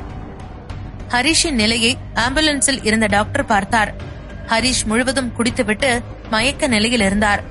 பின்பு அங்கிருந்த நால்வரையும் பார்க்க அவர்களும் குடித்துவிட்டு இருப்பதை பார்த்ததும் அந்த டாக்டர் முகத்தை சுளித்துக் கொண்டார். ஏன் தான் இந்த காலத்துல எல்லாரும் இப்படி இருக்காங்களோ தெரியல. வாழ்க்கையை விட இந்த குடி உங்க எல்லாருக்கும் அவ்வளவு முக்கியமா போச்சா? இந்த மனுஷன் இப்படி குடிச்சிருக்காரு, எப்படி ட்ரீட்மெண்ட் பண்ண முடியும்? அந்த அளவுக்கு குடிச்சிருக்காரு என்று கோபமாக கேட்டார். உடனே ஜஸ்டின், டாக்டர் அப்படி சொல்லாதீங்க. தயவு செஞ்சு அவருக்கு என்னாச்சுன்னு பாருங்க. நீங்க நினைக்கிற மாதிரி ஆள் நாங்க இல்ல. நாங்க ஜஸ்ட் ஏதோ இன்னைக்குதான் அப்படி குடிச்சிட்டோம் என்று அந்த டாக்டரிடம் பேசிக் கொண்டிருக்க டாக்டரும் முறைத்துக் கொண்டு ஹரிஷை தொட்டு பார்த்தார். அப்பொழுது திடீரென்று அந்த வீட்டு வாசலில் புயல் வேகத்தில் ஒரு கார் வந்து நின்றது. அந்த காரில் இருந்து ஒரு பெண் இறங்கி வந்தாள். அவளது கையில் ஒரு உயரக ஹேண்ட்பேக்கும் கண்களில் கூலிங் கிளாஸும் அணிந்திருந்தாள். அனைவரும் அந்த பெண் யாராக இருக்கும் என்று பார்த்து கொண்டிருக்க சரவணன் அந்த பெண்ணை பார்த்ததும் கண்டிப்பாக அது ஹரிஷின் மனைவிதான் என்பதை புரிந்து கொண்டான். ஏனென்றால் ஹரிஷ் தான் தனது மனைவியை பற்றி வர்ணித்திருக்கிறாரே. இந்த காதல் மனைவிக்காகத்தானே தனது உயிரையே துறக்க துணிந்தார். அவர்கள் அருகே வந்த அந்த பெண் சரவணனை பார்த்தாள். பின்பு போயுமேன் என்று கேட்டாள். உடனே சரவணன், நான் ஹரிஷோட ஃப்ரெண்ட், நீங்க யாரு என்று பதிலுக்கு அவனும் கேட்டான். ஆனால் அந்த பெண் எதுவும் சொல்லாமல் வேகமாக அங்கிருந்து கடந்து சென்றாள். பின்பு சரவணன் அந்த பெண்ணை கூப்பிட்டான். ஹரிஷ் ரொம்ப குடிச்சிருக்காரு, அவருக்கு உடம்பு சரியில்லை என்று சொன்னான். அதை எதையும் காதில் வாங்காமல் அந்த பெண் அங்கிருந்து வீட்டிற்குள் சென்றாள். அந்த பெண்ணின் நடவடிக்கையை பார்க்க சரவணனுக்கு சற்று எரிச்சலாகத்தான் இருந்தது. ஹரிஷுக்கும் உடம்பு சரியில்லை என்று சொல்லியுமே ஹரிஷை நிமிர்ந்து பார்க்காமல் எதையோ தேடிக் கொண்டிருக்கிறாளே என்று. ஹரிஷ் தனது மனைவியை பற்றி மிகவும் பெருமையாக புகழ்ந்திருந்தார். அவள் மிகவும் மென்மையானவள், இரக்க குணம் கொண்டவள், அனைவரையும் மரியாதையாக நடத்துவாள் என்று. ஆனால் இந்த பெண் அதற்கு ஆப்போசிட்டாக நடந்து கொண்டது அங்கிருந்த அனைவருக்கும் அதிர்ச்சியை அளித்தது. உடனே சரவணன் அந்த பெண் அருகே சென்றான். இங்க பாருங்க, உங்க கிட்டதான் சொல்லிட்டு இருக்கேன், ஹரிஷ்க்கு உடம்பு சரியில்லை என்று சத்தமாக சொன்னான். உடனே அந்த பெண் ஹரிஷை மேலும் கீழும் பார்த்துவிட்டு தனது ஹேண்ட்பேக்கை திறந்து அதற்குள் கை நிறைய பணத்தை எடுத்து சரவணன் கையில் கொடுத்தாள். இந்த காசு போதும் நினைக்கிறேன், அந்த ஆளை பாத்துக்கோங்க என்று சொல்லிவிட்டு அந்த பெண் அங்கிருந்து நகர்ந்தாள். எப்படிப்பட்ட ஸ்ட்ராங்கான ஒரு மனிதனையும் காதல் என்னும் அம்பு ஈஸியாக வீழ்த்திவிடும் என்று சொல்வது உண்மைதான் என்று தனக்குள்ளேயே நினைத்துக் கொண்டு அங்கிருந்து போகும் அந்த பெண்ணையே பார்த்து கொண்டு நின்றான் சரவணன். எலினாவை அந்த அழகிய பெண் சற்றென்று அறிந்ததும் எலினா தனது கன்னத்தில் கை வைத்துக் கொண்டாள். டயானா, எதுக்கு பெண் அடிச்ச என்று கோபமாக கேட்டாள். உடனே அந்த பெண்ணும் கோபமாக பேசினாள். எதுக்கு ஒன்னு அடிச்சேன்னு தெரியாதா? நீ என்ன மாதிரி வேலை பார்த்திருக்கேன்னு உனக்கு புரியுதா இல்லையா? சின்ன புள்ளையில இருந்து உன்னோட அட்டுழியங்கள் 1 இல்ல 2 இல்ல, எல்லாத்தையும் உன் மேல இருந்த பாசத்தினால தானே வீட்டுல உள்ளவங்க பொறுத்துக்கிட்டாங்க. நீ ஆல்பர்ட் ஃபேமிலியை சேர்ந்த பொண்ணுன்னு உனக்கு ஞாபகம் இருக்கா? நாம அந்த அளவுக்கு வெளி உலகம் போறதுக்கு ரைட்ஸ் இல்லன்னு தெரியும் தானே? அப்படி இருந்தும் நீ எங்களுக்கு எல்லாம் தெரியாம வீட்டை விட்டு வெளியேறி ஊர் சுத்தி திரிஞ்ச. அப்பெல்லாம் உள்ளூருக்குள்ளதானே இருந்த, அதனால நாங்களும் பெருசுபடுத்தல. ஆனா இப்ப எங்க கிட்ட சொல்லாம கொல்லாம நீ இவ்வளவு தூரம் வந்துட்ட. இவ்வளவு தூரம் வந்ததும் இல்லாம யாருன்னே தெரியாத ஒரு சாமானியம் கூட உன்னோட பெட்ட ஷேர் பண்ணிருக்க. உன்னை நினைக்கும் போது எங்களுக்கு எல்லாம் அசிங்கமா இருக்கு. மக்கள் எல்லாம் உன்னை பத்தி எவ்வளவு மோசமா பேசிக்கிறாங்கன்னு உனக்கு தெரியுமா என்று கேட்டாள். உடனே எலினா, அது என்னோட சுய விருப்பம், நான் யார் கூட என்ன பண்ணினா உங்களுக்கு என்ன? மக்கள் என்ன பத்தி என்ன பேசிக்கிறாங்க என்று கேட்டாள். என்ன பேசிக்கிறாங்களா? இத கேட்க உனக்கு வெக்கமா இல்ல என்று சொன்னவள் அவளது கையை பிடித்துக் கொண்டு சற்று தூரம் தள்ளி அந்த போட்டில் இருந்த ஒரு கும்பலுக்கு சற்று அருகில் கூட்டி சென்றாள். அப்பொழுது அங்கிருந்தவர்கள், ஓ, இந்த பொண்ணுதான் எலினாவா? ராயல் ஃபேமிலியோட மானத்தையே வாங்க பிறந்திருக்கா என்று சொன்னார்கள். பின்பு, அதோ நிக்கிறாளே டயானா பொண்ணு, அந்த பொண்ணு எவ்வளவு தைரியமா குடும்பத்துக்காக மீடியாக்கு முன்னால வந்து பொறுமையா பேசினா. அது மட்டும் இல்லாம அவ நல்லா பெரிய ரிச்சான பவர்ஃபுல்லான ஃபேமிலியில கல்யாணம் பண்ணிக்கிட்டா. அவனால இப்ப ஆல்பர்ட் ஃபேமிலி இன்னும் பவர்ஃபுல்லான ஃபேமிலி ஆயிடுச்சு என்று அவளை பற்றி பெருமையாக பேசினார்கள்.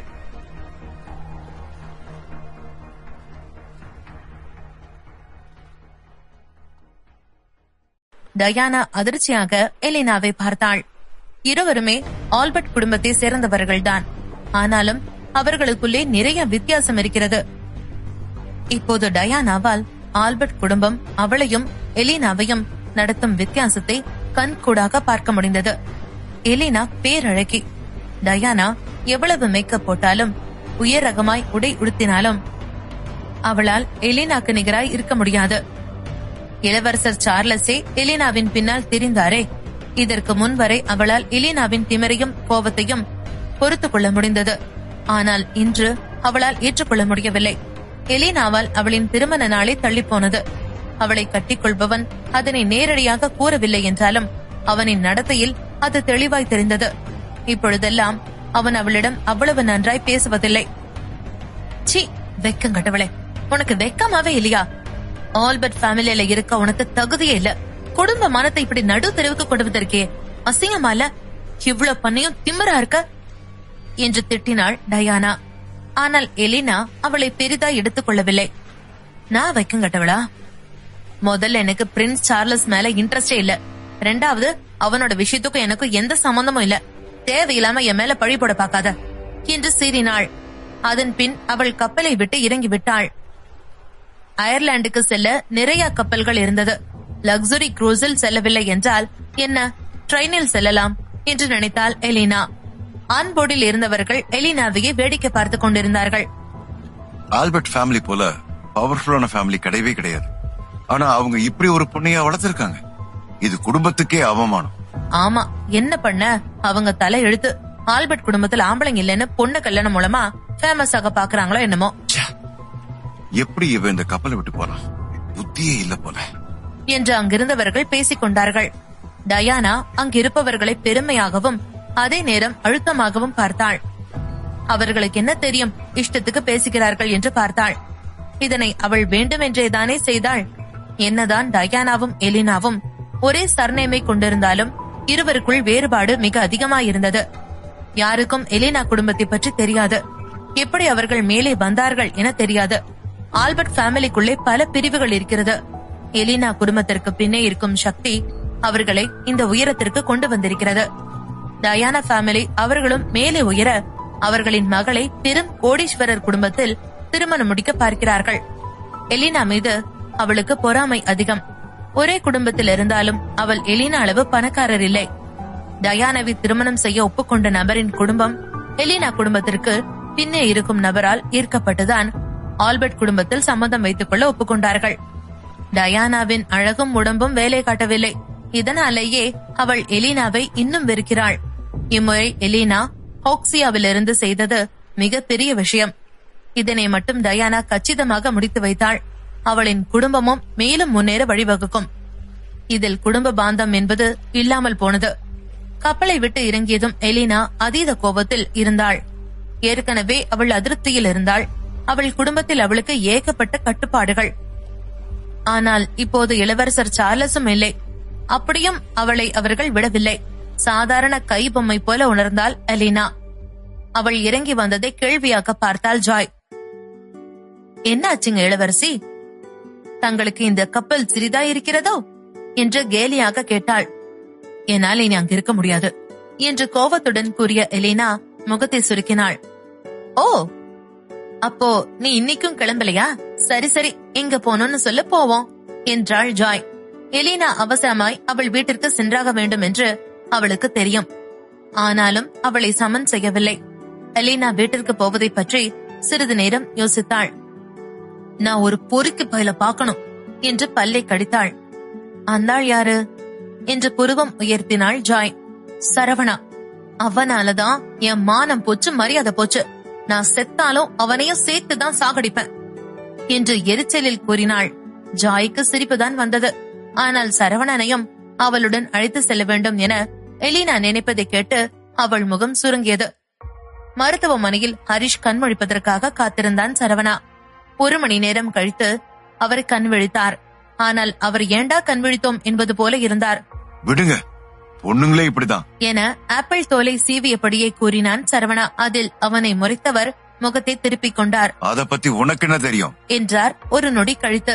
இப்பெல்லாம் அவ முன்ன மாதிரி இல்ல என்று வருத்தத்துடன் கூறினார். கவலைப்படாதீங்க, யாரும் அவ்வளவு சீக்கிரமா மாறிட மாட்டாங்க. நான் ஏற்கனவே ஜஸ்டினை விட்டு விசாரிக்க சொல்லியிருக்கேன் என்று ஆறுதல் கூறினான் சரவணா. அதே நேரம் தாரிகா சரவணனை மொத்தமாய் தவிர்த்து விட்டாள். அவன் மீது அதீத கோபத்தில் இருந்தாள். பாரை விட்டு தாரிகா கோபத்துடனே வந்தாலும் அவளால் அபிநயாவின் அழுகை முகத்தை மறக்க முடியவில்லை. அபிநயா இனி வரமாட்டாள் என்று அவளுக்கு தெரியும். அவள் சொன்னால் சொன்னதை செய்வாள். அபிநயா அழுகையில் சரவணன் மீது அவள் வைத்திருந்த காதலை கண்டாள் தாரிகா. அதுவே அவளை வாட்டியது. தனக்கு மட்டும் ஏன் இப்படி நடக்கிறது என்று யோசித்தாள். ரோட்டோரமாய் அமர்ந்த தாரிகா அபிநயாவிற்கு அழைத்தாள். பல முறை அழைத்தும் அவள் அழைப்பை எடுக்கவில்லை. தாரிகாவிற்கு பயம் கவ்விக்கொண்டது. அபிநயா, என்ன பண்ற என்று உடனே அவளுக்கு செய்தி அனுப்பினாள் தாரிகா. ஆனால் எந்த பதிலும் வரவில்லை. ஏனோ இனம் புரியாத வலி அவள் நெஞ்சை அடைத்தது. சரவணனை பற்றி அவள் அக்கறை கொண்டாள்தான்.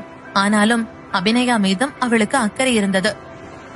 எங்க போறனே என்று மீண்டும் செய்தி அனுப்பினாள் தாரிகா.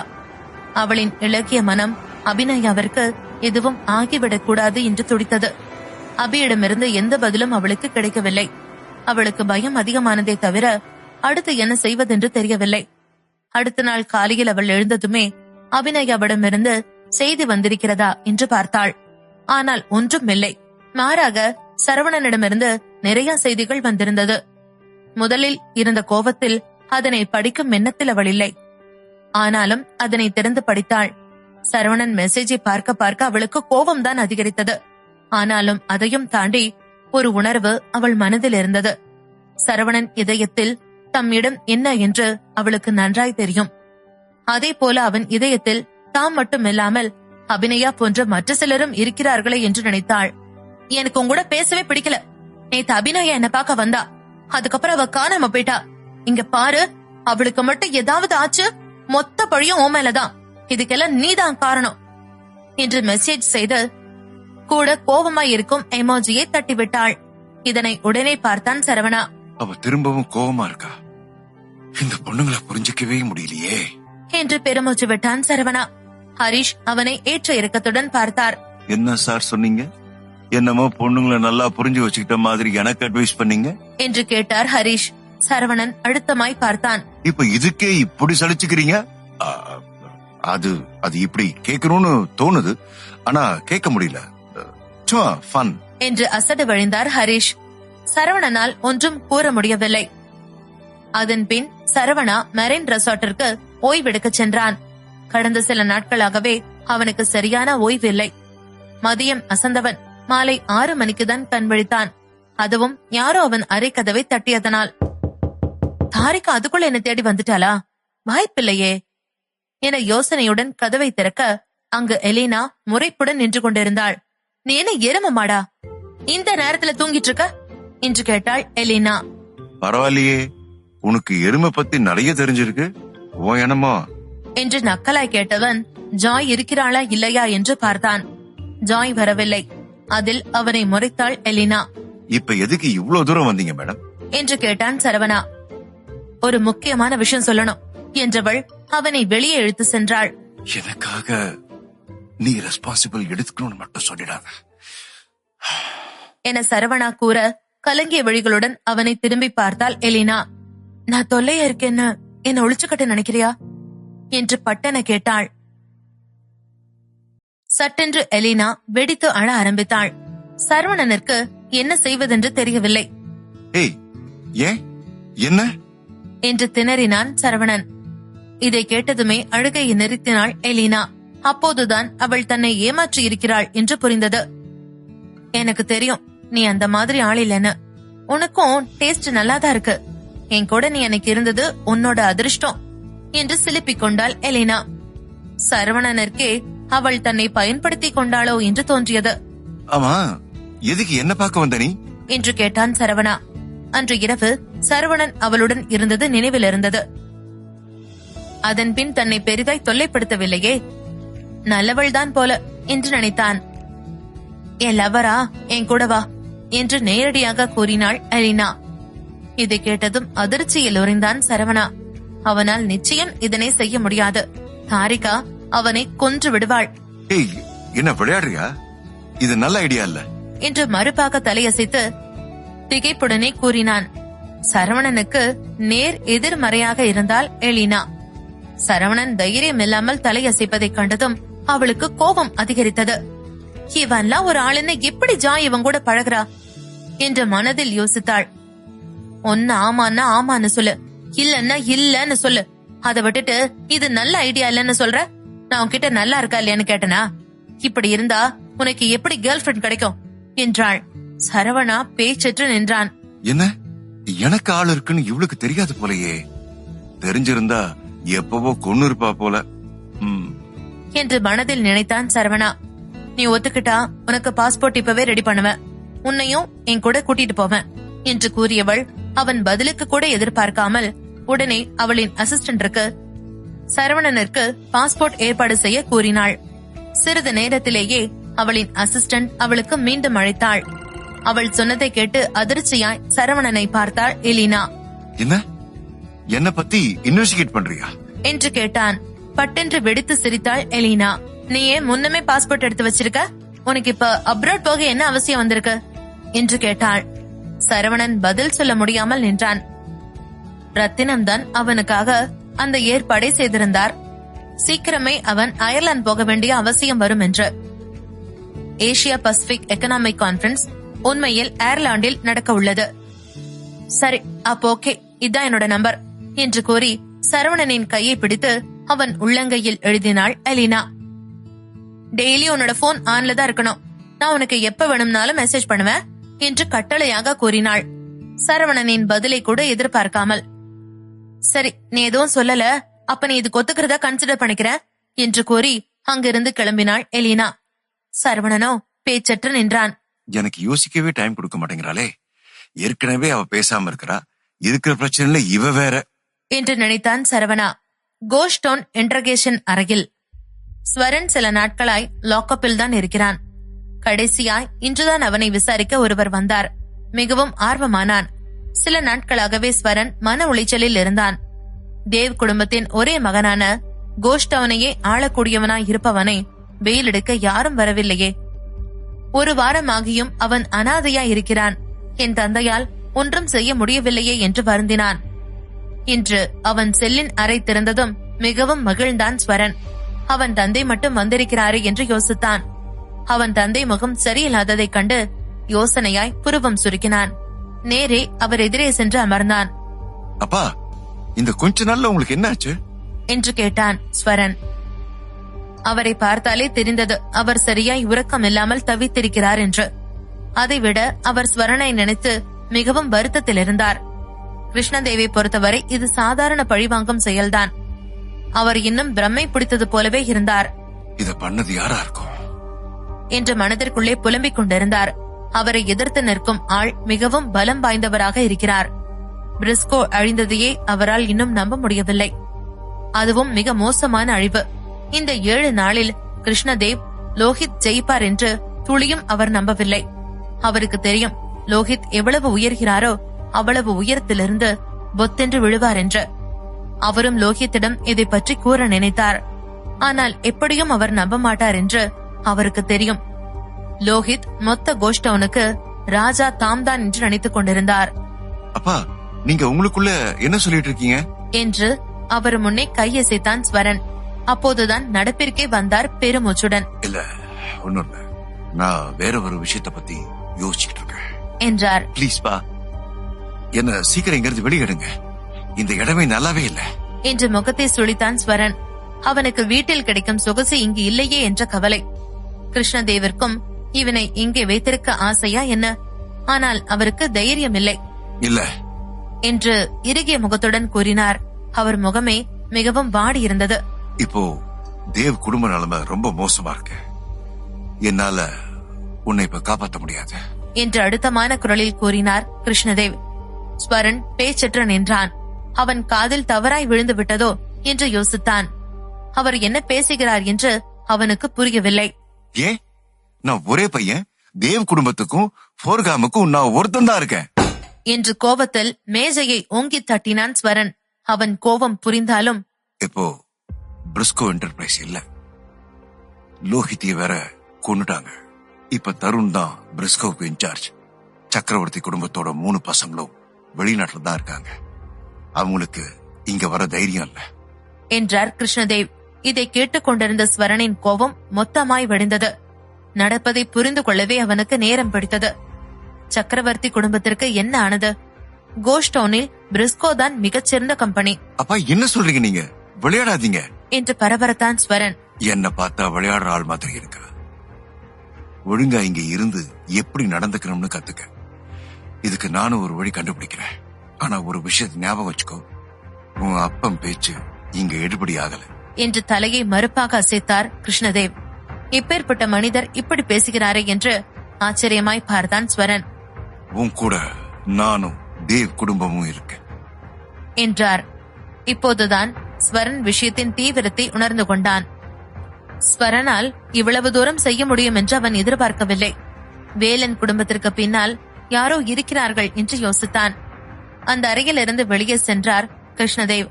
அவர் காரில் ஏறும் முன்னே தன்னை யாரோ பார்ப்பது போல் உணர்ந்து சட்டென திரும்பி பார்த்தார். கிருஷ்ணவேல் உற்று பார்த்த பின்தான் அது சக்திவேல் என்று தெரிந்தது. உடனே கார் கதவை சாற்றிவிட்டு நேராய் சக்தியிடம் சென்றார். படபடப்பில் கைகளை தேய்த்துக் கொண்டார். சக்திவேல் முன்னே சென்று நின்றவர் சிநேகமாய் புன்னகைத்தார். மிஸ்டர் வேலன், ஒரு வழியா உங்களை பார்த்ததுல ரொம்ப சந்தோஷம். உங்களுக்கு டைம் இருந்தா என் கூட டீ குடிக்க வரீங்களா என்று மிகவும் பணிவாக சக்தியிடம் கேட்டார். தாராளமா குடிக்கலாமே என்று புன்னகைத்தார் சக்தி. அதில் பெரிதாய் திகைத்தார் கிருஷ்ணதேவ். இருவருக்கும் வானளவில் வித்தியாசம் இருக்கிறது. தன்னுடன் டீ குடிக்க ஒப்புக்கொண்டாரே என்று மகிழ்ந்தார் கிருஷ்ணதேவ். ஃபால்காமை கட்டுக்குள் வைத்திருந்த பொழுது அவரை சந்திக்க வருபவர்களை ஒரு பொருளாக கூட மதிக்க மாட்டார். ஆனால் இன்று சக்தியின் நடவடிக்கை அவரை ஆச்சரியத்தில் மூழ்கடித்தது.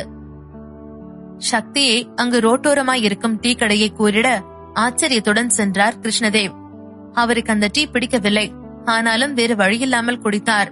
மிஸ்டர் வேலன், இந்த முறை பிரிஸ்கோவுக்கு நீங்க வச்ச செக் பிரில்லியன்டான மூவ் என புகழ்ந்தார் கிருஷ்ணதேவ். எனக்கு அதுக்கு சம்பந்தம் இல்ல. நான் ஜஸ்ட் ஸ்டாக்ஸ மத்தவங்க வாங்க விடாம பாத்துக்கிட்டேன். சரவணனும் ரத்னமும் தான் இதை பண்ணாங்க என்றார் சக்தி. ஆனா பிரிஸ்கோ பின்னால இருக்கிற ஃபேமிலி ரொம்ப பவர்ஃபுல்னு கேள்விப்பட்டேன்.